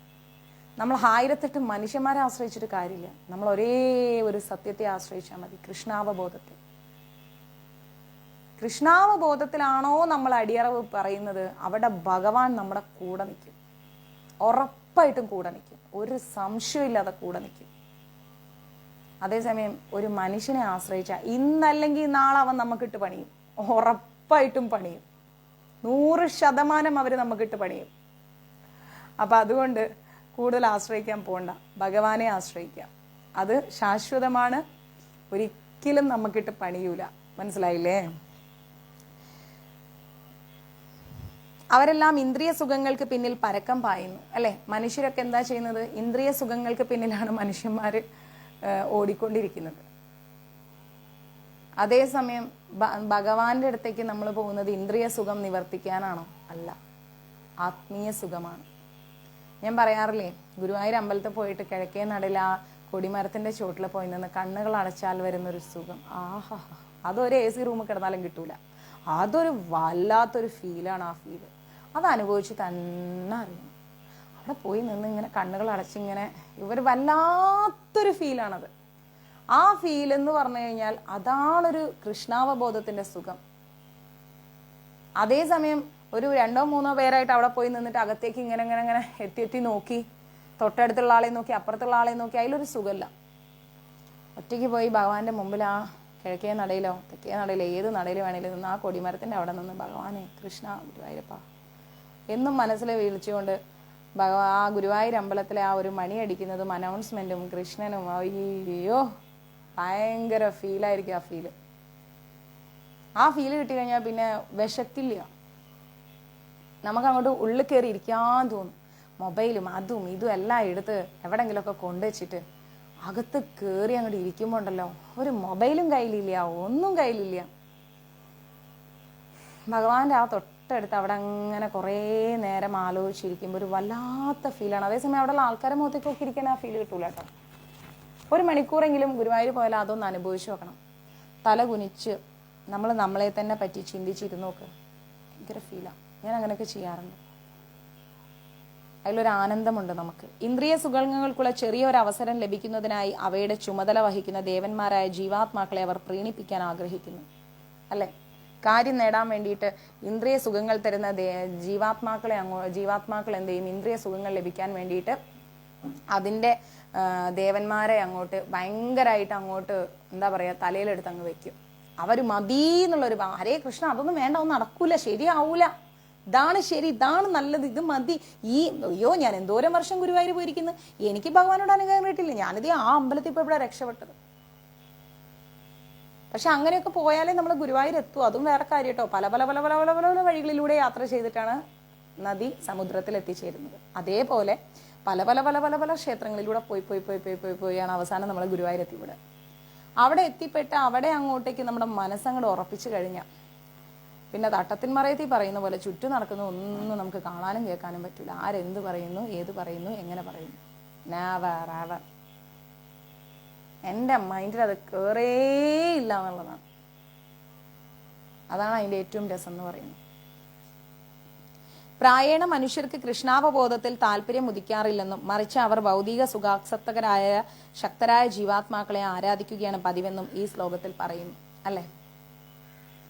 സാധാരണ ജനങ്ങൾ ഭൗതിക ലോകത്തിലുള്ള പല പല കാര്യങ്ങൾക്ക് പിന്നാലെ ഓടും. കൃഷ്ണാവബോധത്തിലൊന്നും അയ്യോ എന്നെക്കൊണ്ട് ഈ പ്രായത്തിലൊന്നും മാലയും ജപിച്ചൊന്നും ഇരിക്കാനൊന്നും പറ്റൂലേ, എന്നെക്കൊണ്ട് ഒന്നും സാധിക്കില്ലേ, എൻ്റെ വീട്ടിൽ സമ്മതിക്കൂലേ, അങ്ങനെയാണ് നോർമൽ ആൾക്കാർ പറയാറ്. പക്ഷെ ആ ഒരു സുഖത്തിലേക്ക് നമ്മൾ എത്തിപ്പെട്ടാലും ഉണ്ടല്ലോ, അതിൽ നിന്ന് പുറത്തു വരിക എന്ന് പറഞ്ഞാൽ നടക്കില്ല, നടക്കാത്ത കാര്യമാണ്. ഭഗവാന്റെ കാര്യത്തിൽ മനസ്സെത്തിക്കഴിഞ്ഞാൽ പിന്നെ ഭഗവാനെ വിട്ടിട്ട് പോവാന്ന് പറഞ്ഞാൽ അതൊരു വല്ലാത്തൊരു ഫീലാണ്. ഒരു വെപ്രാളം വരും നമുക്ക്. നമ്മളല്ലാതായി മാറിപ്പോവും. എനിക്ക് ഇന്ന് തന്നെ ഭഗവാന് പൂ കൊണ്ടുവരാണ്ട് എനിക്കിങ്ങനെ വട്ട് പിടിച്ചിരിക്കുകയാണ് സത്യത്തിൽ. ഞാൻ ഇപ്പോൾ ക്ലാസ്സും കഴിഞ്ഞത് ഓടും അവൻ്റെ കടയിലേക്ക്, രണ്ട് ചീത്തയും പറയും. നിനക്കറിയാലോ ഞാൻ എപ്പോഴും രാവിലെ പൂടുന്നത്, എന്താ മോനെ നീ ഇങ്ങനെ കാണിച്ചെന്നൊക്കെ പറഞ്ഞോണ്ട്. ഇനി അവനവിടെ ഇല്ല എങ്കിൽ വേറെ എവിടെയും പൂമാല മേടിച്ചുകൊണ്ട് പറഞ്ഞു. എന്നായാലും എൻ്റെ കിച്ചുവിന് മാല ഇട്ട് കൊടുക്കണം. കാരണം ഞാനിവിടെ ഉണ്ടെങ്കിൽ മാല ചാർത്തുന്നതാണ്, ഇല്ലെങ്കിൽ മുല്ലപ്പൂ മാത്രമേ ഇടൂ. അപ്പം അതാണ് കാര്യം. അപ്പം നമ്മൾ ഭഗവാന്റെ ഒരു സംഭവം എന്ന് പറഞ്ഞു കഴിഞ്ഞാൽ അതിൽ വൺസ് നമ്മൾ ഇറങ്ങിക്കഴിഞ്ഞാൽ പിന്നെ നമുക്ക് പുറത്തു വരാൻ കഴിയില്ല. അതിൽ നമ്മൾ ലോക്ക്ഡൗൺ, മനസ്സിലായില്ല? അതാണ് ഭഗവാന്റെ ഒരു മായാജാലം എന്ന് പറയുന്നത്. നമ്മളെ അങ്ങ് പിടിച്ചങ്ങോട്ട് ഇരുത്തിക്കളയും കൃഷ്ണൻ. പിന്നെ കൃഷ്ണനെ വിട്ടിട്ട് നമുക്ക് പോകാൻ തോന്നില്ല. ക്ലിയർ? 13ാമത്തെ ശ്ലോകം എന്ന് പറയുന്നത്, അതും കൂടി എടുത്തിട്ട് സ്റ്റോപ്പ് ചെയ്യാം. 13ാമത്തെ അത് കാണിച്ച ഫോൺ കാണിക്കേ അല്ലല്ല 13ാമത്തെ ശ്ലോകം എന്ന് പറയുന്നത്, ചാതുർവർണ്ണ്യം മയാ സൃഷ്ടം ഗുണകർമ്മ വിഭാഗശ തസ്യാ കർമ്മധാരാഭീമാം വിദ്യാകർധാരാവ്യം എന്ന് വെച്ച് കഴിഞ്ഞാൽ പ്രകൃതി സഹജങ്ങളായിരിക്കുന്ന 3 ഗുണങ്ങൾ, ആ 3 ഗുണങ്ങളെയും തദനുസൃതങ്ങളായിരിക്കുന്ന കർമ്മങ്ങളെയും മുൻനിർത്തിക്കൊണ്ട് മനുഷ്യ സമൂഹത്തിൻ്റെ 4 വർണ്ണങ്ങൾ ഞാൻ സൃഷ്ടിച്ചു, അല്ലേ? നമുക്ക് മനുഷ്യ സമൂഹത്തിന് ബ്രാഹ്മണൻ, വൈശ്യൻ, ശൂദ്രൻ, അങ്ങനെ 4 വർണ്ണങ്ങളുണ്ട് നമുക്ക്, അല്ലേ? അപ്പം അങ്ങനെ 4 വർണ്ണങ്ങളെ ഭഗവാൻ പ്രകൃതി സഹജങ്ങളായിരിക്കുന്ന 3 ഗുണങ്ങളെയും മുൻനിർത്തിയിട്ട്, സത്വഗുണം, രജോ ഗുണം, തമോ ഗുണം, അങ്ങനെ 3 ഗുണങ്ങളെയും നിലനിർത്തിക്കൊണ്ട് 4 വർണ്ണങ്ങളെ ഭഗവാൻ സൃഷ്ടിച്ചിട്ടുണ്ട്. ഈ വിഭാഗങ്ങളെ സൃഷ്ടിച്ച് എന്നുണ്ടെങ്കിലും അവ്യനായ ഞാനല്ല അതിൻ്റെ കർത്താവ് എന്നറിയുക. ഭഗവാനാണിത് സൃഷ്ടിച്ചതെങ്കിലും അത് ഭഗവാനല്ല ചെയ്തത്. പിന്നെയോ എല്ലാത്തിൻ്റെയും സൃഷ്ടികർത്താവാണ് ഭഗവാൻ. എല്ലാത്തിൻ്റെയും സൃഷ്ടികർത്താവ്, റീസൺ ഭഗവാനാണ്. ഏതൊന്നും അദ്ദേഹത്തിൽ നിന്നുളവായതാണ്. എന്ത് കാര്യം ഈ ലോകത്ത് കാണുന്ന നല്ലതും ചീത്തയുമായിരിക്കുന്ന സർവ്വതും ഭഗവാനിൽ നിന്ന് വന്നതാണ്. എല്ലാം ഭഗവാനിൽ നിന്ന് വന്നതാണ്. അദ്ദേഹം പുലർത്തി പോരുന്നതാണ്. അവ നശിക്കുമ്പോൾ അദ്ദേഹത്തിൽ വിശ്രമിക്കുകയും ചെയ്യും. അതായത് ഈ ഭൂമിയിൽ, ഈ ലോകത്തിൽ നമ്മൾ കാണുന്ന എന്ത് നന്മയുള്ളതും ചീത്തയുമായിരിക്കുന്ന എന്ത് കാര്യങ്ങളും ഭഗവാൻ സൃഷ്ടിച്ചതാണ്. അത് നശിച്ചു കഴിഞ്ഞാൽ അത് ഭഗവാനിലേക്ക് തന്നെയാണ് പോകുന്നത്. അല്ലാതെ വേറെ എവിടെയും പോയി അതങ്ങ് സ്ഥിതി ചെയ്യുന്നില്ല. അതായത് എല്ലാം ഭഗവാനിൽ തന്നെ എത്തിപ്പെടുന്നു, എല്ലാം ഭഗവാനിൽ നിന്ന് തന്നെ പുറത്തു വരുന്നു. ഇതാണ് അതിൻ്റെ അർത്ഥം. അതിനാൽ സമൂഹത്തിന്റെ 4 വിഭാഗങ്ങളുടെയും കർത്തൃത്വം അദ്ദേഹത്തിൽ തന്നെയാണ്. അപ്പം നമ്മൾ ഒരിക്കലും ജാതി മതത്തിന്റെ പേരിൽ പരസ്പരം എന്ത് പറയരുത്, തല്ലിപ്പിരിയരുത്. ഇതെല്ലാം ഭഗവാനിലാണുള്ളത്. ഭഗവാനിൽ നിന്ന് വ്യത്യസ്തമായിട്ട് ഒന്നുമില്ല. ഞാൻ ബ്രാഹ്മണനാണ്, അതുകൊണ്ട് എൻ്റെ അടുത്തോട്ട് വരരുത് എന്നുള്ള വർത്താനൊന്നും വേണ്ട. ബ്രാഹ്മണനായാലും വൈശ്യനായാലും ശൂദ്രനായാലും ആരായാലും ശരി, എല്ലാം ഭഗവാനിൽ നിന്ന് വന്നതാണ്. ഭഗവാനിലേക്ക് തന്നെ തിരിച്ചു പോകുന്നതാണ്. ജാതിയുടെ പേരിലൊന്നും ആരെയും അവഹേളിക്കരുത്. അതാണ് അതിൻ്റെ അർത്ഥം. സത്വഗുണ പ്രധാനികളായതുകൊണ്ട് ബ്രാഹ്മണരെന്ന് പറയപ്പെടുന്ന ബുദ്ധിശക്തി കൂടിയവരാണ് ആദ്യത്തെ വിഭാഗം. പിന്നെ ക്ഷത്രിയർ അല്ലേ.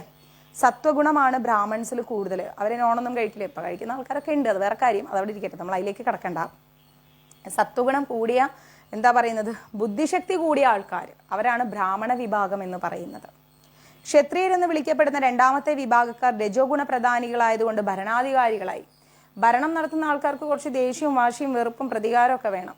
അപ്പം അവർ ക്ഷത്രിയന്മാരാണ്, അവർ ഭരണാധികാരികളാണ്. മൂന്നാമത്തേതായിരിക്കുന്ന വൈശ്യവിഭാഗത്തിൽപ്പെട്ട വ്യാപാരികൾ. അപ്പൊ വ്യാപാരം ചെയ്യുന്നവര് വൈശ്യവിഭാഗത്തിൽപ്പെട്ടവർ, വൈശ്യരാണ്. ബ്രാഹ്മണർ, ക്ഷത്രിയർ, വൈശ്യർ. അപ്പൊ വൈശ്യർ എന്താ ചെയ്യുന്നത്, രജസ് തമസ് എന്നീ ഗുണങ്ങളുടെ സമ്മിശ്രാവസ്ഥയിൽ പ്രവർത്തിക്കുന്നു. രജോ ഗുണം തമോ ഗുണം വൈശ്യർക്കുണ്ട്. ആദ്യം ബ്രാഹ്മണർ, അവര് സത്വഗുണം മാത്രം. ക്ഷത്രിയർ അവരെന്താണ് ചെയ്യുന്നത്, രജോ ഗുണം മാത്രം. വൈശ്യരെന്താ ചെയ്യുന്നത്, വൈശ്യർ ചെയ്യുന്നത് വ്യാപാരം. രജോ തമോ ഗുണങ്ങൾ അവരിലുണ്ട്. തമോ ഗുണ പ്രധാനമായിട്ടുള്ള ആൾക്കാരാണ് തൊഴിലാളികൾ. അവർക്ക് തമോ ഗുണം മാത്രമേ ഉള്ളൂ. തൊഴിലാളികളായിട്ടുള്ള ആൾക്കാർക്ക് തമോ ഗുണം മാത്രമേ ഉള്ളൂ. അവർ 4ാം വിഭാഗത്തിൽപ്പെടുന്ന ശൂദ്രർ എന്ന് പറയുന്ന ആൾക്കാരാണ്. അപ്പം ബ്രാഹ്മണർ, ക്ഷത്രിയർ, വൈശ്യർ, ശൂദ്രർ. ഓക്കെ. മേൽപ്പറഞ്ഞ ചതുർവർണ്ണങ്ങളെ, അതായത് 4 വർണ്ണങ്ങളെ, 4 വിഭാഗങ്ങളെ ഭഗവാൻ സൃഷ്ടിച്ചെങ്കിലും ഇതിലൊന്നും ഭഗവാൻ ഉൾപ്പെടുന്നില്ല. പിന്നെയോ മനുഷ്യ സമൂഹം അനേകം ജീവാത്മാക്കൾക്ക് ഉൾക്കൊള്ളുന്ന ഒരു വിഭാഗം മാത്രമാണ്. കുറേ ജീവാത്മാക്കളുള്ള ഒരു ഗ്രൂപ്പാണ് ഈ മനുഷ്യ വിഭാഗം എന്ന് പറയുന്നത്. അദ്ദേഹം അങ്ങനെയുള്ള ഒരു ബുദ്ധിജീവനല്ലല്ലോ. ഭഗവാൻ അങ്ങനെയുള്ള ഒരാളാണോ? ഒരിക്കലുമല്ല. മറ്റേത് ജന്തു സമൂഹത്തെയും പോലെ തന്നെയാണ് മനുഷ്യ സമുദായവും. മനസ്സിലായില്ലേ? മറ്റേത് ജന്തുക്കളുടെ സമുദായം, ഇപ്പം പട്ടിയുടെ വർഗത്തെ നോക്കി ഇഷ്ടംപോലെ പട്ടികളുണ്ട്, കുതിരയുടെ വർഗം നോക്കി ഇഷ്ടംപോലെ കുതിരകളുണ്ട്, ആനയുടെ വർഗത്തെ നോക്കിയാൽ ഇഷ്ടംപോലെ ആനകളുണ്ട്. അതേപോലെയാണ് മനുഷ്യവർഗം എന്നും പറയുന്നത്. ആ സമുദായത്തിൽ അങ്ങനെ കുറെ മനുഷ്യന്മാരുണ്ട്, അത്രയേ ഉള്ളൂ. മുൻപറഞ്ഞ വർണ്ണവിഭാഗങ്ങൾ ഭഗവാനാൽ സൃഷ്ടിക്കപ്പെട്ടിരിക്കുന്നത് മൃഗപ്രായരായിരിക്കുന്ന മനുഷ്യരെ ഉയർത്തിക്കൊണ്ടുവരാനും തന്മൂലം അവർക്ക് കൃഷ്ണാവബോധം സിദ്ധിക്കാനും വേണ്ടിയാണ്. എന്തിനാണ് ഭഗവാൻ മനുഷ്യവർഗത്തെ സൃഷ്ടിച്ചിരിക്കുന്നത്? ഭഗവാനെ അറിയാൻ വേണ്ടി മാത്രം. മനുഷ്യകുലത്തിൽ നമ്മൾ ജനിച്ചു കഴിഞ്ഞാൽ ഭഗവാനെ നമുക്ക് അറിയാനുള്ളൊരു അവസരം കിട്ടും. അതാണ് അതിൻ്റെ ക്വാളിറ്റി. മൃഗങ്ങൾക്ക് എന്താണ്, ചിരിക്കാനും ചിന്തിക്കാനുള്ള കഴിവില്ല, അതുകൊണ്ട് അവർക്ക് ഭഗവാനെ അറിയാനുള്ള അവസരമില്ല. പക്ഷേ മനുഷ്യവംശം എന്ന് പറഞ്ഞു കഴിഞ്ഞാൽ ഭഗവാനെ അറിയാനുള്ള അവസരമുണ്ട്. ഭഗവാനെ അറിഞ്ഞു കഴിഞ്ഞാൽ പിന്നെ നമുക്ക് മോക്ഷമായി. വെറുതെ അറിഞ്ഞിട്ട് കാര്യമില്ല. ഗുരുവായൂർ അമ്പലം വരെ പോകണ വഴിയറിയാം, ഗുരുവായൂർ അമ്പലത്തിൽ എന്തൊക്കെ വഴിപാടുണ്ടെന്ന് അറിയാം, ഭഗവാൻ ഇഷ്ടമുള്ള വെണ്ണ കൊടുക്കാനറിയാം, പാൽപ്പായസം കൊടുക്കാനറിയാം, അതിൽ കാര്യമില്ല. ഭഗവാനെ ഹൃദയം കൊണ്ട് അറിയണം. ഭഗവാനെ ഹൃദയം കൊണ്ട് അറിഞ്ഞു കഴിഞ്ഞാൽ പിന്നെ ഒരു സൈലൻസാണ് അവരിൽ, ഒരു നിശബ്ദത. ആരോടൊന്നും പറയാനുമില്ല, ഒന്നും കേൾക്കാനുമില്ല, ഒരു പുഞ്ചിരി മാത്രം. ആ ഒരു അവസ്ഥയിലൂടെ നമ്മൾ കാരണം ഒരാൾക്കൊരു പ്രയാസവും ഉണ്ടാവണ്ട, ഒരു പ്രശ്നങ്ങളും ഉണ്ടാവണ്ട. സ്വസ്ഥം. ആ രീതിയിൽ പോകുമ്പോൾ എന്തായി,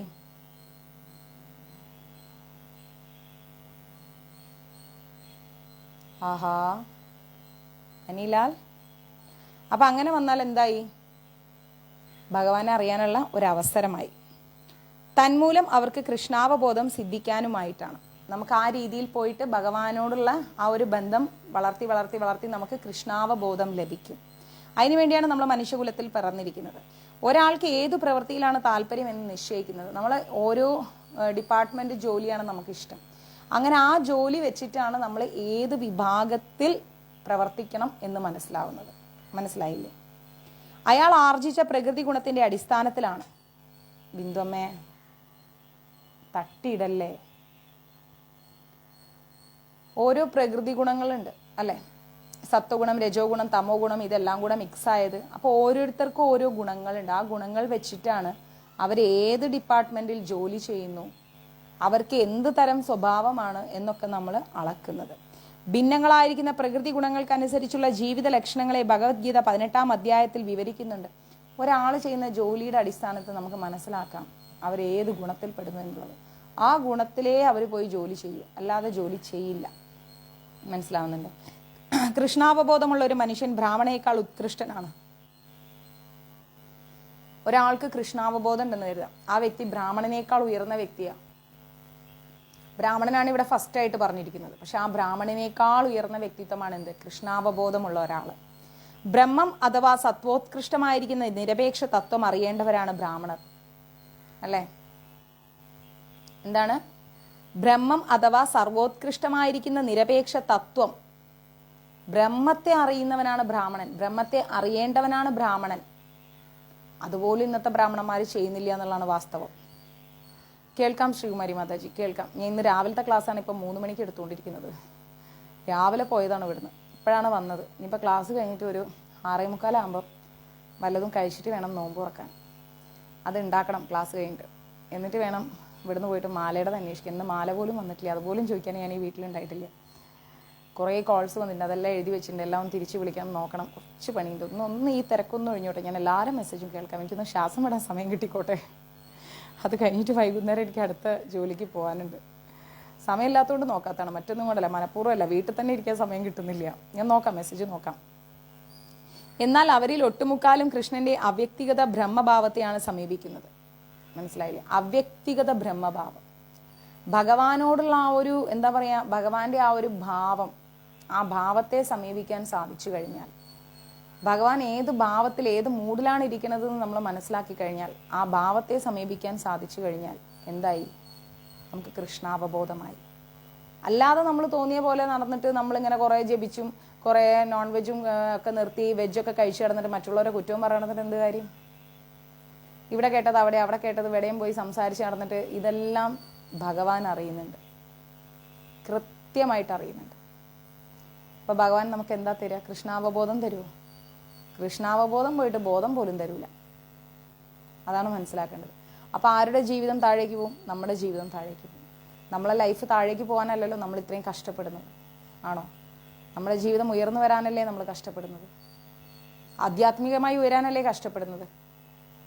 അപ്പം നമ്മൾ എന്ത് ചെയ്യണം? കഴിയുന്നതും നമ്മൾ നമ്മളിലേക്ക് മാത്രം നോക്കി ജീവിക്കുക.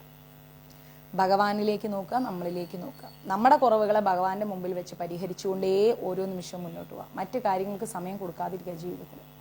അതിൻ്റെ ആവശ്യം നമുക്കില്ല.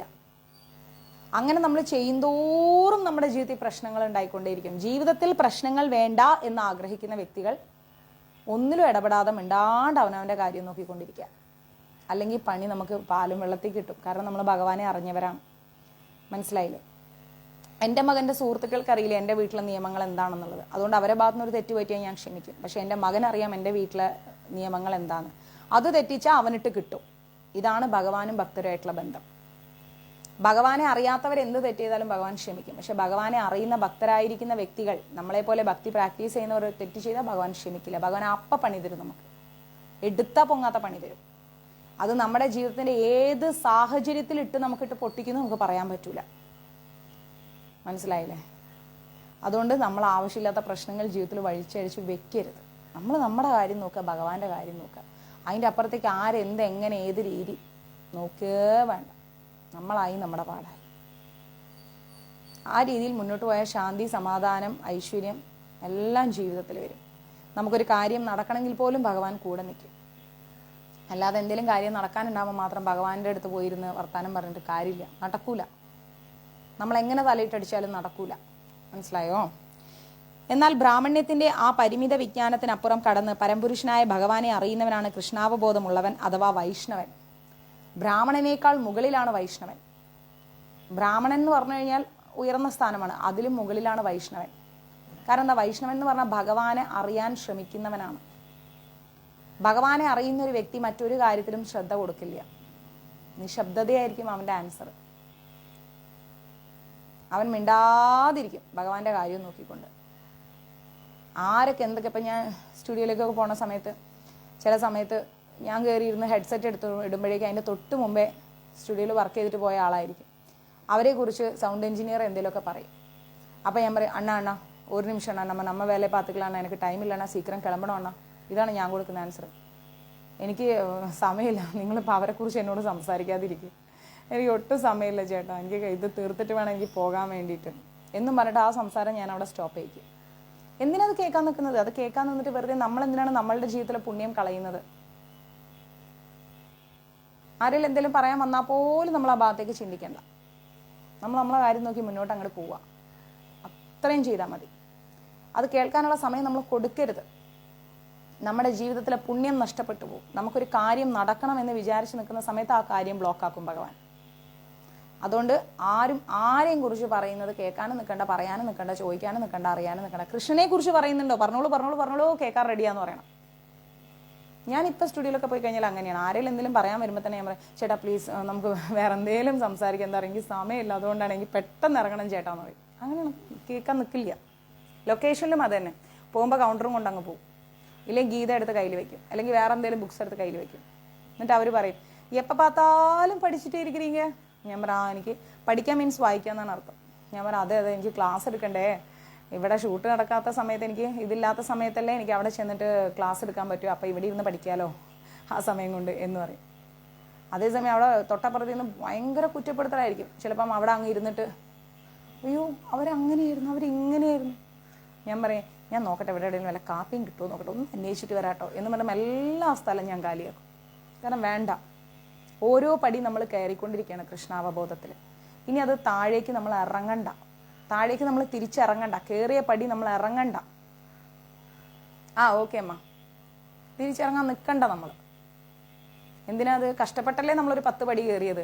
പിന്നെ നമ്മൾ വീണ്ടും 8ാമത്തെ പടിയിലേക്കും 5ാമത്തെ പടിയിലോട്ടൊക്കെ നമ്മൾ ഇറങ്ങി പോണ്ട. ചിലർ കഷ്ടപ്പെട്ട് കുത്തിയിരുന്ന് ഫോൺ വിളിച്ച് പറയാൻ ശ്രമിക്കും, ആ കോൾ ഞാൻ അറ്റൻഡ് ചെയ്യില്ല. കാണുന്നുണ്ടാവും പക്ഷെ അറ്റൻഡ് ചെയ്യില്ല, വിട്ടേക്കും. എന്തിനാ അത് കേൾക്കാനും കാണാനും നിൽക്കുന്നത്? നമ്മുടെ ജീവിതത്തിൽ നമ്മൾ ഇത്രയും കഷ്ടപ്പെട്ട് 1000, 500, 200, 300 ഇരുന്ന് ജപിച്ച് കൂട്ടിയതിൻ്റെ പുണ്യം കളയാൻ വേണ്ടിയിട്ടോ കുറ്റം കേൾക്കാൻ നിൽക്കുന്നു? കേൾക്കണ്ട, പറയണ്ട, കേൾക്കുകയും ചെയ്യണ്ട, പറയുകയും ചെയ്യണ്ട. നമ്മളായി നമ്മുടെ പാടായി. ചിലപ്പോൾ ഈ ചില സ്ത്രീകൾക്കുണ്ട് ഒരു സൂക്കേട്, എന്താ പറയുക, തൊട്ടപ്പുറത്തെ വീട്ടിലെ കുറ്റങ്ങൾ പറയുക, അല്ലെങ്കിൽ അയൽക്കൂട്ടക്കാർ ഒരു സംഭവം ഉണ്ടല്ലോ ഇപ്പം, അയൽക്കൂട്ടം എന്നൊക്കെ പറഞ്ഞുകൊണ്ട് അവിടെയൊക്കെ പോയിരുന്ന് കണക്കെഴുതാൻ പിടിക്കുകയല്ല ചെയ്യുന്നത്, കുറ്റങ്ങളും കുറവുകളും പറഞ്ഞുകൊണ്ടായിരിക്കുന്നത്. അപ്പം നമ്മൾ എന്ത് ചെയ്യുക? നമ്മൾ വൈഷ്ണവരാണെന്നുള്ളൊരു ബോധം നമ്മൾക്കുള്ളിൽ വേണം. നമ്മൾ എന്തിനു വേണ്ടി ജീവിതത്തിൽ ഓരോ നിമിഷവും നമ്മൾ എന്താ പറയുക ചിലവഴിക്കുന്നു, എന്തിനു വേണ്ടി പാഴാക്കുന്നു എന്ന ഒരു ഉത്തമ ബോധ്യം നമ്മൾക്കുള്ളിൽ വേണം. മനസ്സിലായില്ലേ? ഇന്ന് എനിക്ക് ഈശ്വരൻ നൽകിയ 24 മണിക്കൂറിൽ ഞാൻ ആ 24 മണിക്കൂർ എങ്ങനെ ചിലവഴിച്ചു? ഇതാണ് നമ്മുടെ ആദ്യം നമ്മളോട് ചോദിക്കേണ്ട ചോദ്യം. ഞാൻ എന്നോട് ചോദിക്കുന്ന ഒരു ചോദ്യമാണത്. ഇന്നത്തെ ദിവസം ഞാൻ എന്ത് ചെയ്തു? ഞാൻ എന്തിനു വേണ്ടി ആ സമയം ഞാൻ ചിലവഴിച്ചു? കാരണം ഇന്നിപ്പം നമ്മൾ ചിലവഴിച്ച സമയം നാളെ നമുക്ക് കിട്ടൂല, ഒരിക്കലും കിട്ടൂല. എത്ര സമയം ഞാൻ എന്തിനു വേണ്ടി ചിലവഴിച്ചു? അത് ആദ്യം നമ്മൾ ചിന്തിക്കണം. നമ്മൾ വൈകുന്നേരം 6:30 മണിക്ക് ജപിച്ചാൽ മതി, 6:30 മണിക്ക് പ്രാർത്ഥിച്ചാൽ മതി, 6:30 മണിക്ക് നമ്മൾ ഇരുന്നിട്ട് നാമം ചൊല്ലി, അതൊന്നല്ല. സർവ്വനേരവും ഈശ്വരനെ കുറിച്ച് ചിന്തിക്കാൻ പറ്റുമെങ്കിൽ അത്രയും നല്ലത്. സർവ്വനേരവും ആ തൃപാദങ്ങളെ ആശ്രയിക്കാൻ പറ്റുമെങ്കിൽ അത്രയും നല്ലത്. മറ്റു കാര്യങ്ങളെല്ലാം അങ്ങോട്ട് വിട്ടോളൂ ഈശ്വർ ജയന്തി മാതാജി, ബാക്കി കാര്യങ്ങളെല്ലാം വിട്ടേക്കൂ. ഈശ്വരനുമായി എത്ര നേരം കോൺവെർസേഷൻ ചെയ്യാൻ പറ്റുമോ അത്രയും നല്ലത്. ഈശ്വരനോടനുബന്ധപ്പെട്ട പുസ്തകങ്ങൾ എത്ര വായിക്കാൻ പറ്റുമോ അത്രയും നല്ലത്. ഈശ്വരനോടനുബന്ധപ്പെട്ട എന്തെല്ലാം കാര്യങ്ങൾ സംസാരിക്കാൻ പറ്റുമോ അത്രയും നല്ലത്.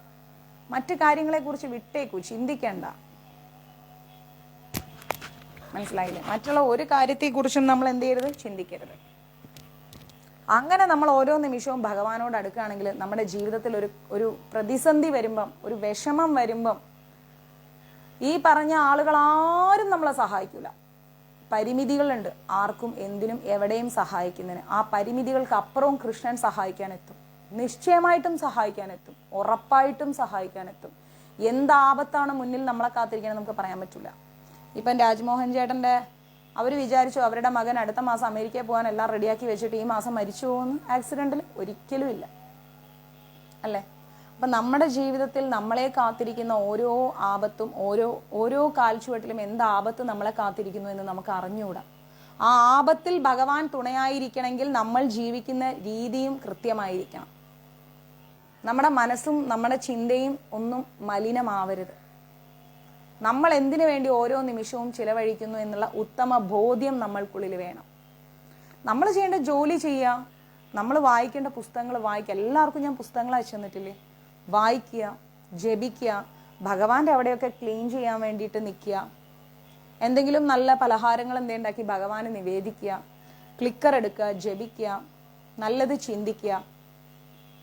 നാളെ നമുക്ക് എന്തൊക്കെ ചെയ്യാൻ പറ്റും എന്നുള്ളതിനെ കുറിച്ച് ആലോചിക്കുക. വിഷ്ണു സഹസ്രനാമം തെറ്റുകൂടാതെ പഠിക്കാൻ ശ്രമിക്കുക. ഇനി മൊബൈൽ യൂസ് ചെയ്യാനാണ് ഇഷ്ടമെങ്കിൽ യൂസ് ചെയ്തോളൂ. ഏതെല്ലാം സൈറ്റുകളുണ്ട് ഭഗവാനെ കുറിച്ചിട്ടുള്ള. എത്ര സത്സംഗങ്ങൾ എടുക്കുന്നു, എത്ര പേര്. ആരുടെ സത്സംഗങ്ങളാണെങ്കിലും പോയി കേൾക്കൂ. ഞാൻ അങ്ങനെ പറയാം, എൻ്റേത് മാത്രമെന്നല്ല, നിങ്ങൾ ആരുടെ സത്സംഗവും കേൾക്കൂ. ഞാൻ എത്ര പേരുടെ സത്സംഗം കേൾക്കുന്നു. എവിടെ നിന്നൊക്കെ ഭഗവാനെ കുറിച്ച് അറിവ് കിട്ടുമോ അവിടെയൊക്കെ നമ്മൾ പോയിരിക്കണം. സത്സംഗങ്ങൾ കേൾക്കൂ, നോട്ട് എഴുതി വെക്കൂ. ആരാണ് ചൈതന്യ മഹാപ്രഭു എന്നുള്ളത് ഇസ്കോൺ സൈറ്റിൽ പോയി പ്രാർത്ഥിച്ച് പഠിക്കൂ, അറിയൂ. അങ്ങനെ ഭഗവാന് വേണ്ടിയിട്ട് നമ്മൾ സമയം കണ്ടെത്തും. അല്ലാതെ മറ്റു കാര്യങ്ങൾക്ക് വേണ്ടിയിട്ട് ടൈം വേസ്റ്റ് ചെയ്ത് ജീവിതത്തിൽ സമയമില്ല നമുക്ക്. വളരെ പരിമിതമായ സമയമേ ഇനി നമ്മുടെ മുമ്പിലുള്ളൂ. മനസ്സിലായില്ലേ? ശ്രീരാമൻ, നരസിംഹം, വരാഹം മുതലായ ഭഗവാന്റെ വ്യത്യസ്തമായിരിക്കുന്ന സമ്പൂർണ്ണ വിസ്തരണങ്ങളെ കുറിച്ചുള്ള അറിവ് അത് നമുക്ക് നേടണ്ടേ? ശ്രീരാമസ്വാമിയെ കുറിച്ച് പരിമിതമായ അറിവേ നമുക്കുള്ളൂ. വരാഹസ്വാമിയെ കുറിച്ച് പരിമിതമായ അറിവേ ഉള്ളൂ. അതിനോടനുബന്ധിച്ചുള്ള എത്ര പുസ്തകങ്ങൾ എത്ര പേര് എഴുതിയിട്ടുണ്ട്. അങ്ങനെ ഭഗവാനെ കുറിച്ചുള്ള സീരിയലുകൾ കാണുക, അതൊക്കെ നല്ല കാര്യമാണ്. എത്ര അറിവ് നമുക്ക് എവിടെ നിന്നൊക്കെ കിട്ടും അതെല്ലാം നമ്മൾ ശേഖരിക്കാൻ ശ്രമിക്കുക. ഞാനിവിടെ എത്ര നോട്ട് എഴുതി വെച്ചിട്ടുണ്ടെന്ന് അറിയോ നിങ്ങൾക്ക്? അങ്ങനെയൊക്കെ നമ്മൾ അറിയണം. അങ്ങനെയൊക്കെ ഭഗവാനെ കുറിച്ച് കൂടുതൽ കാര്യങ്ങൾ നമ്മൾ മനസ്സിലാക്കണം. മനസ്സിലായില്ലേ? ഒത്തിരി കാര്യങ്ങൾ നമ്മൾ അറിയാൻ നമ്മൾ സമയം വെറുതെ കളയരുത്. വെറുതെ സമയം കൊല്ലരുത് നമ്മുടെ ജീവിതത്തിൽ. ഒന്നിനെക്കുറിച്ചും ചിന്തിക്കണ്ട. നമ്മളെ വിട്ട് പോണവരാരായാലും പോയിക്കോട്ടെ, നമ്മളോട് അടുത്ത് നിൽക്കുന്നവരാരായാലും നിന്നോട്ടെ. ഇപ്പോൾ ഞാൻ ഇത്രയും ക്ലാസ് എടുക്കുന്നു, നിങ്ങൾക്ക് 10 പേർക്ക് പറഞ്ഞു കൊടുക്കുക ഭഗവാനെ കുറിച്ച്. നിങ്ങളുടെ കൂട്ടുകാര്, വീട്ടുകാര്, സുഹൃത്തുക്കള്, അവരോടൊക്കെ നിങ്ങൾ ഭഗവാനെ കുറിച്ച് സംസാരിക്കുക. അല്ലെ നമ്മുടെ ഗ്രൂപ്പുകള് ഭഗവാനെ കുറിച്ച് ഡിസ്കസ് ചെയ്യൂ. എത്ര രസമായിരിക്കും അവിടെ. ഭഗവാന്റെ ഒരു എന്താ പറയാ, നമ്മൾ കാണാത്ത ഒരു നിശബ്ദമായ സാന്നിധ്യമുണ്ട് അവിടെ. ഭഗവാനെ കുറിച്ച് സംസാരിക്കുന്നിടത്ത് ഭഗവാന്റെ സാന്നിധ്യമുണ്ട്. ആ സാന്നിധ്യമാണ് നമുക്ക് കിട്ടുന്ന അനുഗ്രഹം എന്ന് പറയുന്നത്. അല്ലാതെ ഗുരുവായൂർ അമ്പലത്തിൽ പോയാൽ മാത്രം കിട്ടുന്ന കാര്യമല്ല അനുഗ്രഹം എന്ന് പറയുന്നത്. അതും ചിന്തിക്കണം. പോസിറ്റീവ്ലി എവിടൊക്കെ നിൽക്കുന്ന അവിടൊക്കെ പോസിറ്റീവായിരിക്കും. നെഗറ്റീവ്ലി എവിടൊക്കെ സംസാരിക്കുന്ന അവിടൊക്കെ നെഗറ്റീവായിരിക്കും. നമുക്ക് നെഗറ്റീവ് അല്ല വേണ്ടത്, നമുക്ക് പോസിറ്റീവാണ് വേണ്ടത്. അല്ലേ?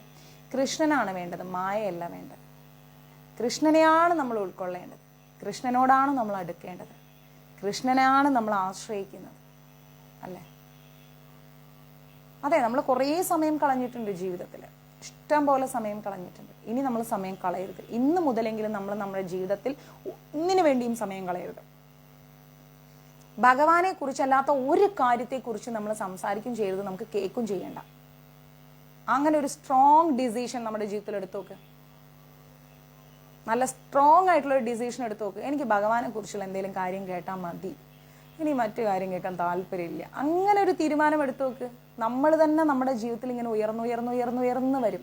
ഒരിക്കലും നടക്കില്ല എന്ന് വിചാരിച്ച കാര്യങ്ങളൊക്കെ ഭഗവാൻ നമുക്ക് നടത്തിത്തരും ജീവിതത്തിൽ.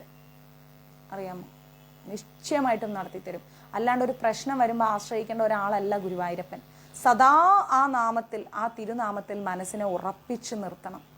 ഇങ്ങനെയാണ് നമ്മളെ ഗുരുപരമ്പര പറയുന്നത്. സദാ ഈശ്വരീയ നാമത്തിൽ നമ്മുടെ മനസ്സിനെ ഉറപ്പിച്ചു നിർത്താൻ സാധിച്ചാൽ നമുക്ക് എന്തായി? ഒരു പോസിറ്റീവ് എനർജിയായി. നമ്മൾ രാവിലെ ഉറങ്ങി എഴുന്നേറ്റ് വരുമ്പം ഒരു നെഗറ്റീവായിട്ടുള്ള ഒരു പിക്ചർ നമ്മുടെ വാട്സപ്പിൽ കണ്ടു കഴിഞ്ഞാൽ എങ്ങനെ ഇരിക്കും? എങ്ങനെ ഉണ്ടാവും? ഉറങ്ങി എണീച്ച് ഇങ്ങനെ കണ്ണിങ്ങനെ തുറക്കുകയാണ്. അപ്പോൾ ആരെങ്കിലും ഒരു മരിച്ച് ഇങ്ങനെ എന്താ പറയുക, ആക്സിഡൻ്റ് ആയിട്ടൊക്കെ കിടക്കുന്ന ഒരു ഫോട്ടോ നമ്മളെ വാട്സപ്പിൽ പെട്ടെന്ന് ഫസ്റ്റ് കാണുന്നു. അതാണെങ്കിൽ നമ്മളെ ദിവസമേ പോയി അല്ലേ? നമ്മളങ്ങോട്ട് വല്ലാത്തൊരവസ്ഥയിലൊക്കെ ആ ദിവസം പോയി. പിന്നെ നമ്മളെ ചിലപ്പോൾ ആ ഒരാഴ്ച തന്നെ നമ്മുടെ ജീവിതത്തിൽ നിന്ന് അങ്ങോട്ട് പോയി കിട്ടും. അതേസമയം കണ്ണ് തുറക്കുമ്പോൾ നമുക്ക് കാണുന്നത് കൗസല്യ സുപ്രജ രാമമൂർത്തെ സന്ധ്യാപ്രവർത്തതേ ഉദ്ദിഷ്ട ജനത തവ സുപ്രഭാതം എന്നും പറഞ്ഞുകൊണ്ട് ഒരു ശ്ലോകത്തോടു കൂടി അങ്ങ് ഭഗവാന്റെ 4 ഫോട്ടോസും ജ്ഞാനപ്പാനയിലെ കുറച്ച് വരികളും ഒക്കെ ആണെങ്കിൽ ആഹഹ എന്താ ഒരു ഫീല്. രാവിലെ ഗുരുവായൂർ അമ്പലത്തിൽ പോയി കഴിഞ്ഞാൽ ആ ഒരു ഹരിനാമ കീർത്തനമോ ജ്ഞാനപ്പാനയോ ഒക്കെ കേൾക്കുമ്പോൾ ആ ഒരു ഫീല് ഭയങ്കരമാണ്. അത് അവിടെ ആ പോസിറ്റീവ് വൈബ് എങ്ങനെ വന്നു? ആ കേൾക്കുന്ന ശ്ലോകം നമ്മുടെ കാതിലൂടെ പോകുന്നു, നമ്മൾ ഫീൽ ചെയ്യുന്നു, നമ്മളൊരു പോസിറ്റീവ്ലി നിൽക്കുന്ന ഒരു ഭയങ്കര ഒരു സ്ഥലത്ത് നമ്മൾ നിൽക്കുന്നു. അതേസമയം നമ്മളൊരു ശ്മശാനത്തിൻ്റെ വഴിയിലൂടെ പോകണമെങ്കിൽ ഷോ എന്നുള്ളൊരു മൈൻഡായി പോകും. അപ്പം നമ്മളെപ്പോഴും നിൽക്കേണ്ടത് പോസിറ്റീവായിരിക്കുന്ന ഒരു സിറ്റുവേഷനിലാണ്. അതിന് നമ്മൾ പോസിറ്റീവായിട്ടുള്ള കാര്യങ്ങൾ മാത്രം സംസാരിക്കുക, പോസിറ്റീവായിട്ടുള്ള കാര്യം മാത്രം ചിന്തിക്കുക. എത്രത്തോളം നമ്മൾ പോസിറ്റീവായിട്ടിരിക്കാൻ പറ്റുമോ അത്രത്തോളം ഇരിക്കുക. അപ്പം നമ്മുടെ ഫേസ് തന്നെ മാറും.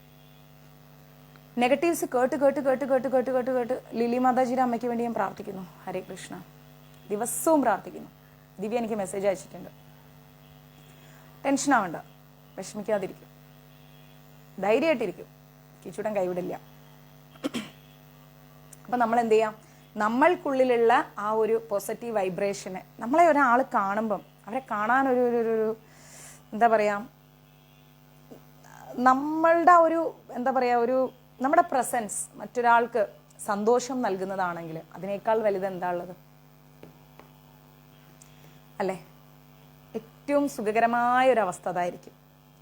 അതേപോലെ നമ്മളും നമ്മളെ മാറ്റിയെടുക്കുക. ഇനിയുള്ള സമയമെങ്കിലും, ഇന്നത്തെ ദിവസം മുതലെങ്കിലും നമ്മുടെ ജീവിതത്തിൽ നടക്കാതെ നിൽക്കുന്ന കുറേ കാര്യങ്ങളുണ്ട്. ഇതെല്ലാം നടന്നു കിട്ടണം. അതൊക്കെ നമ്മുടെ കടമകളാണ്, ഉത്തരവാദിത്തങ്ങളാണ്. അതിനുവേണ്ടി ഭഗവാൻ നമ്മളിൽ പ്രസാദിക്കണം. അതിന് വഴിപാടുകളിൽ നിന്ന് വഴിപാടുകളിലേക്ക് ഓടിയിട്ട് കാര്യമില്ല. ഭഗവാനോട് അടുത്താൽ മതി. ഭഗവാനോട് അടുക്കുമ്പോൾ മറ്റു കാര്യങ്ങളെല്ലാം അങ്ങ് ഒഴിവാക്കുക. ഭഗവാനോട് അടുക്കാൻ ശ്രമിക്കുക. അതിൻ്റെ അർത്ഥം ദാമ്പത്യ ബന്ധം ഒഴിവാക്കണം എന്നല്ല. അതൊക്കെ കടമകളാണ്. ആ കടമകളൊക്കെ ചെയ്യുക, ഭഗവാനോട് അടുക്കുക. ഓട്ടോമാറ്റിക്കലി നമ്മുടെ ജീവിതത്തിൽ നടക്കാതെ കിടക്കുന്ന കാര്യങ്ങൾ നടക്കും. നമുക്ക് ആഗ്രഹമുള്ള കാര്യങ്ങൾ നടക്കും. ഭഗവാൻ നടത്തിത്തരും. ഉറപ്പായിട്ടും കൃഷ്ണൻ നടത്തിത്തരും. കൃഷ്ണനോട് അടുത്തിരുന്നാൽ കൃഷ്ണൻ നടത്തിത്തരും. കൃഷ്ണനോട് അകന്നിരുന്നാൽ എല്ലാം നഷ്ടപ്പെടും, ഒന്നും ഉണ്ടാവില്ല. നമ്മളെ എന്താ പറയുക, ഒരു സൈലൻ്റായിട്ട് നിശബ്ദമായിട്ട് നമ്മളെ വാച്ച് ചെയ്യുന്ന ഒരാളാണ് കൃഷ്ണൻ. മനസ്സിലാവുന്നുണ്ടോ? ഇവിടം തൊട്ട് ഇവിടം വരെ കുറി തൊട്ടിട്ട് പ്രവൃത്തി വേറൊന്നാണെങ്കിൽ നമുക്ക് ആർക്കും കാണാൻ പറ്റുന്നില്ല. എന്താ ടെൻഷൻ? പ്രവൃത്തി വേറൊന്നാണെങ്കിൽ നമുക്ക് ആർക്കും കാണാൻ പറ്റൂല. ചക്കയല്ലല്ലോ ചൂ നോക്കാൻ. അതേസമയം ഭഗവാൻ നിശബ്ദമായിട്ട് അവരെ വാച്ച് ചെയ്യുന്നു. അവരുടെ ഉള്ളിൽ എന്താണെന്ന് ഈശ്വരൻ വാച്ച് ചെയ്യുന്നു. അതിനുള്ള ആൻസർ ഭഗവാൻ നമുക്ക് തരും. അപ്പം അതിന് നിൽക്കണ്ട. നമ്മൾ ഉള്ള സമയമെല്ലാം ഭഗവാന് വേണ്ടി ചെലവഴിക്കാം. ഭഗവാനെ കുറിച്ച് ചിന്തിച്ച് ചെലവഴിക്കുക. കൃഷ്ണാവബോധം എന്ന് പറഞ്ഞാൽ അതാണ്. കൃഷ്ണാവബോധം, ബോധം ഉള്ളിലാണ്. കൃഷ്ണൻ എന്ന് പറയുന്ന അവബോധം, അതാണ് ഉണ്ടാക്കിയെടുക്കേണ്ടത്. അല്ലാതെ വെറുതെ ഒരു വാക്കിൽ കൃഷ്ണാവബോധം കൃഷ്ണാവബോധം കൃഷ്ണാവബോധം എന്ന് പറഞ്ഞിട്ട് കാര്യമില്ല. കൃഷ്ണൻ എന്ന അവബോധം ഉണർത്തിയെടുക്കുക. മനസ്സിലായില്ല? അതിന് കൃഷ്ണനെക്കുറിച്ച് ചിന്തിക്കുക, കൃഷ്ണനെക്കുറിച്ച് പറയുക, കൃഷ്ണനെക്കുറിച്ച് കേൾക്കുക, കൃഷ്ണന്റെ കൂടെ നടക്കുക.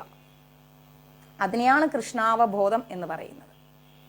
അല്ലാതെ മറ്റു കാര്യങ്ങളിലേക്ക് പോയി തലവെച്ചിട്ട് സമയം കളയണ്ട. ഏതായാലും മനുഷ്യരുടെ ഈ ചാതുർവർണ്ണ്യ വ്യവസ്ഥയ്ക്ക് അതീതമാണ് കൃഷ്ണാവബോധം എന്നിരിക്കെ കൃഷ്ണാവബോധം സിദ്ധിച്ചവനും പിന്നെന്താ പറയുന്നത്? മനുഷ്യവർഗത്തിലെ വിഭാഗീയതയ്ക്ക് അതീതമാണെന്നാ പറയുന്നത്. കൃഷ്ണാവബോധം കിട്ടിക്കഴിഞ്ഞാൽ അവൻ മനുഷ്യവർഗം എന്ന് പറയുന്ന ആ ഒരു വിഭാഗീയത ഉണ്ടല്ലോ, അതായത് ബ്രാഹ്മണൻ, ക്ഷത്രിയൻ, ശൂദ്രൻ, വൈശ്യൻ, അങ്ങനെ അങ്ങനെ അങ്ങനെ അങ്ങനെ അങ്ങനെ വിഭജിച്ച് വെച്ചിരിക്കുന്ന ആ വിഭാഗങ്ങൾക്കൊക്കെ അതീതമാണ്. പ്രീതി മാതാജി, അതീതമാണ് കൃഷ്ണാവബോധം സിദ്ധിച്ചൊരു വ്യക്തി. കൃഷ്ണാവബോധം സിദ്ധിച്ച വ്യക്തി കൃഷ്ണനെക്കുറിച്ച് മാത്രമേ കേൾക്കാൻ നിൽക്കൂ, മറ്റൊന്നിനെ കുറിച്ചും കേൾക്കാൻ നിൽക്കില്ല. കൃഷ്ണനെക്കുറിച്ച് മാത്രം. ഞാനും കുറച്ച് കാലങ്ങളൊക്കെ ചിലപ്പോൾ മറ്റുള്ള കാര്യങ്ങളൊക്കെ കേൾക്കാനും അറിയാനും ഒക്കെ ശ്രമിച്ചിരുന്നു. ഇപ്പം ഞാൻ ഒന്നിനെക്കുറിച്ചും കേൾക്കാൻ പോകാറില്ല, ഒന്നിനെക്കുറിച്ചും അറിയാൻ പോകാറില്ല, ഒന്നിനെക്കുറിച്ചും ഞാൻ ശ്രദ്ധിക്കാറുമില്ല. ഭഗവാൻ അതന്നെ, ഭഗവാനെ കുറിച്ച് പറയൂ. അതെ, ആദ്യമൊക്കെ ബിന്ദമ്മ ഓരോന്നൊപ്പിക്കുമ്പോൾ എനിക്ക് അങ്ങോട്ട് വട്ട് പിടിച്ച് ഞാൻ അങ്ങ് ദേഷ്യപ്പെട്ട് എനിക്ക് അറിഞ്ഞൂടെ ഞാൻ എന്തൊക്കെ കാണിച്ചു കൂട്ടുന്നത്. കാരണം നമ്മൾ ജോലിയും കഴിഞ്ഞ് തിരിച്ചു വരുമ്പോൾ നമുക്ക് കിട്ടുന്ന സ്ട്രെസ് ചില്ലറയില്ല. ഇപ്പം ഞാൻ എന്ത് ചെയ്യുന്നത്? അവരെന്തേലും കാണിക്കട്ടെ എന്നുള്ള ഭാവത്തിലായി. അവരെന്തേലും കാണിക്കട്ടെ, കുറച്ച് കഴിയുമ്പോൾ അവരെന്നെ താനെ അങ്ങ് നിർത്തിക്കോളും. എന്ന് പറയുന്ന പുരുഷ സൂക്തം ചൊല്ലിയിട്ടൊന്നുമല്ല. ഞാൻ ഭഗവാനെ നോർമലിയാണ് വിളിച്ചുണർത്താറ്. ഭഗവാനേന്ന് വിളിച്ചിട്ടാണ് ഞാൻ ഉണർത്താറ്. ഞാൻ പുരുഷ സൂക്തം ഒന്നും ജപിക്കാറില്ല മാതാജി. അങ്ങനെയാണോ അതിൻ്റെ റൂൾ എന്നുള്ളതിനെ കുറിച്ച് എനിക്ക് അറിവില്ല. ഞാൻ വേണമെങ്കിൽ മാതാജി അന്വേഷിച്ചിട്ട് ഞാൻ മാതാജിക്ക് പറഞ്ഞു തരാം. എനിക്ക് അറിയാത്ത കാര്യം അറിയാമെന്ന് എനിക്ക് പറയരുതല്ലോ മാതാജി. ഞാൻ ഭഗവാനെ ഉണർത്തുന്നത് എന്ന് പറഞ്ഞാൽ കിച്ചുടാ ഇതാണ് വിശേഷം, ഗുഡ് മോർണിംഗ് എന്നൊക്കെ പറഞ്ഞ് അടുത്ത് വന്ന് പിന്നെ യൂഷ്വലി ഭഗവാന്റെ നാമങ്ങളൊക്കെ ചൊല്ലി. പിന്നെ രാവിലെ ഇവിടെ ഇങ്ങനെ നമ്മൾ വിഷ്ണു സഹസ്രനാമം ഞാൻ ചൊല്ലാറുണ്ട്, ലളിതാ സഹസ്രനാമം ചൊല്ലാറുണ്ട്, രാധാ സഹസ്രനാമം ചൊല്ലാറുണ്ട്. അതൊക്കെ രാവിലത്തെ ചൊല്ലലൊക്കെ പോവും.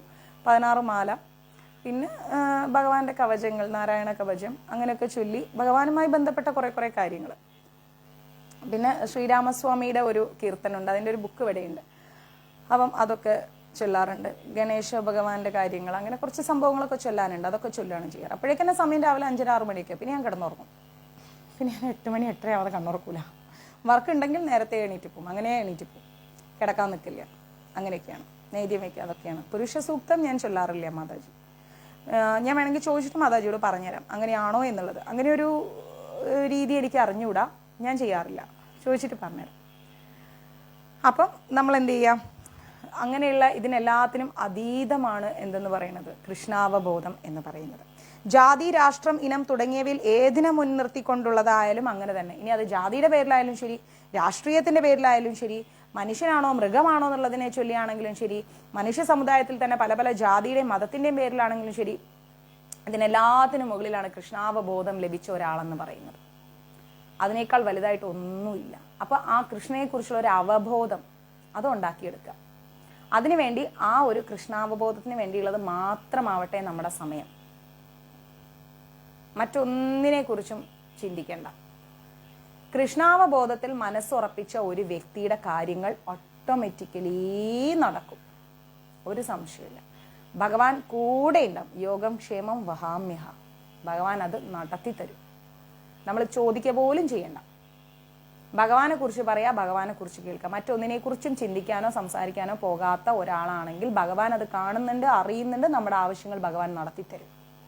എപ്പോഴാണോ നമ്മൾ നമ്മുടെ നാവ് കൊണ്ട് എനിക്ക് ഭഗവാനെ കുറിച്ച് കേട്ടാൽ മതി, മറ്റൊരാളെ കുറിച്ച് എനിക്ക് കേൾക്കണ്ട, എനിക്ക് സംസാരിക്കാനോ ഇല്ല എന്ന് ഒരു വ്യക്തി ചങ്കുറപ്പോടുകൂടി പറയുന്നത്, ആ വ്യക്തിക്ക് കൃഷ്ണാവബോധം സിദ്ധിക്കും. നമ്മൾ അങ്ങനെ ആയി മാറണം. മാറാനാണ് പാട്. അങ്ങനെ ആയി മാറിക്കഴിഞ്ഞാൽ നമ്മൾ രക്ഷപ്പെട്ടു. ഭഗവാൻ നമ്മുടെ കൂടെ ഇടും. അതാണ് കൃഷ്ണാവബോധം. കൃഷ്ണൻ എന്ന് പറയുന്ന അവബോധം ഉള്ളിലേക്ക് നമ്മൾ ഇറക്കി വെക്കുന്നത്. മനസ്സിലല്ല? അങ്ങനെ ഇറക്കി വെച്ചു കഴിഞ്ഞാൽ നമ്മുടെ ജീവിതം സക്സസ്ഫുള്ളായി. എന്തൊക്കെ കാര്യങ്ങൾ ഈ ഭൗതികതയിൽ നടക്കണമെന്ന് ആഗ്രഹിക്കുന്നുവോ ആ കാര്യങ്ങളെല്ലാം ഭഗവാൻ അതാത് വ്യക്തികളെ കൊണ്ട് നടത്തിക്കും. നമ്മുടെ ജീവിതത്തിൽ നടത്തിച്ച് നമ്മളെ ഒരു സക്സസ്ഫുൾ പോയിന്റിലേക്ക് ഭഗവാൻ എത്തിച്ചേരും. നമുക്കത് മതി. അതിൻ്റെ അപ്പുറത്തേക്ക് നമുക്കൊന്നും വേണ്ട. ക്ലിയർ? അപ്പോൾ ക്ലാസ് വൈൻഡപ്പ് ചെയ്യാം. ഞാൻ ബാക്കി ജോലിയിലേക്ക് പോട്ടെ. മാലയൊക്കെ ഒന്ന് പോയി അന്വേഷിക്കട്ടെ. ഹരേ കൃഷ്ണ. സർവം കൃഷ്ണാർപ്പണമസ്തു. പ്രഭുപാദ് കി ജയ്, ഗുരു മഹാരാജ് കി ജയ്, രാധാ പവനപുരേഷൻ കി ജയ്. നേരത്തെ എത്തുകയാണെങ്കിൽ നിശ്ചയമായിട്ടും മഹാഭാരതം കഥ പറഞ്ഞുതരാം. കുറേ നാളായില്ലേ മഹാഭാരതം കഥ കേട്ടിട്ട്? കഥ പറഞ്ഞുതരാം. ഓക്കെ. ഹരേ കൃഷ്ണ.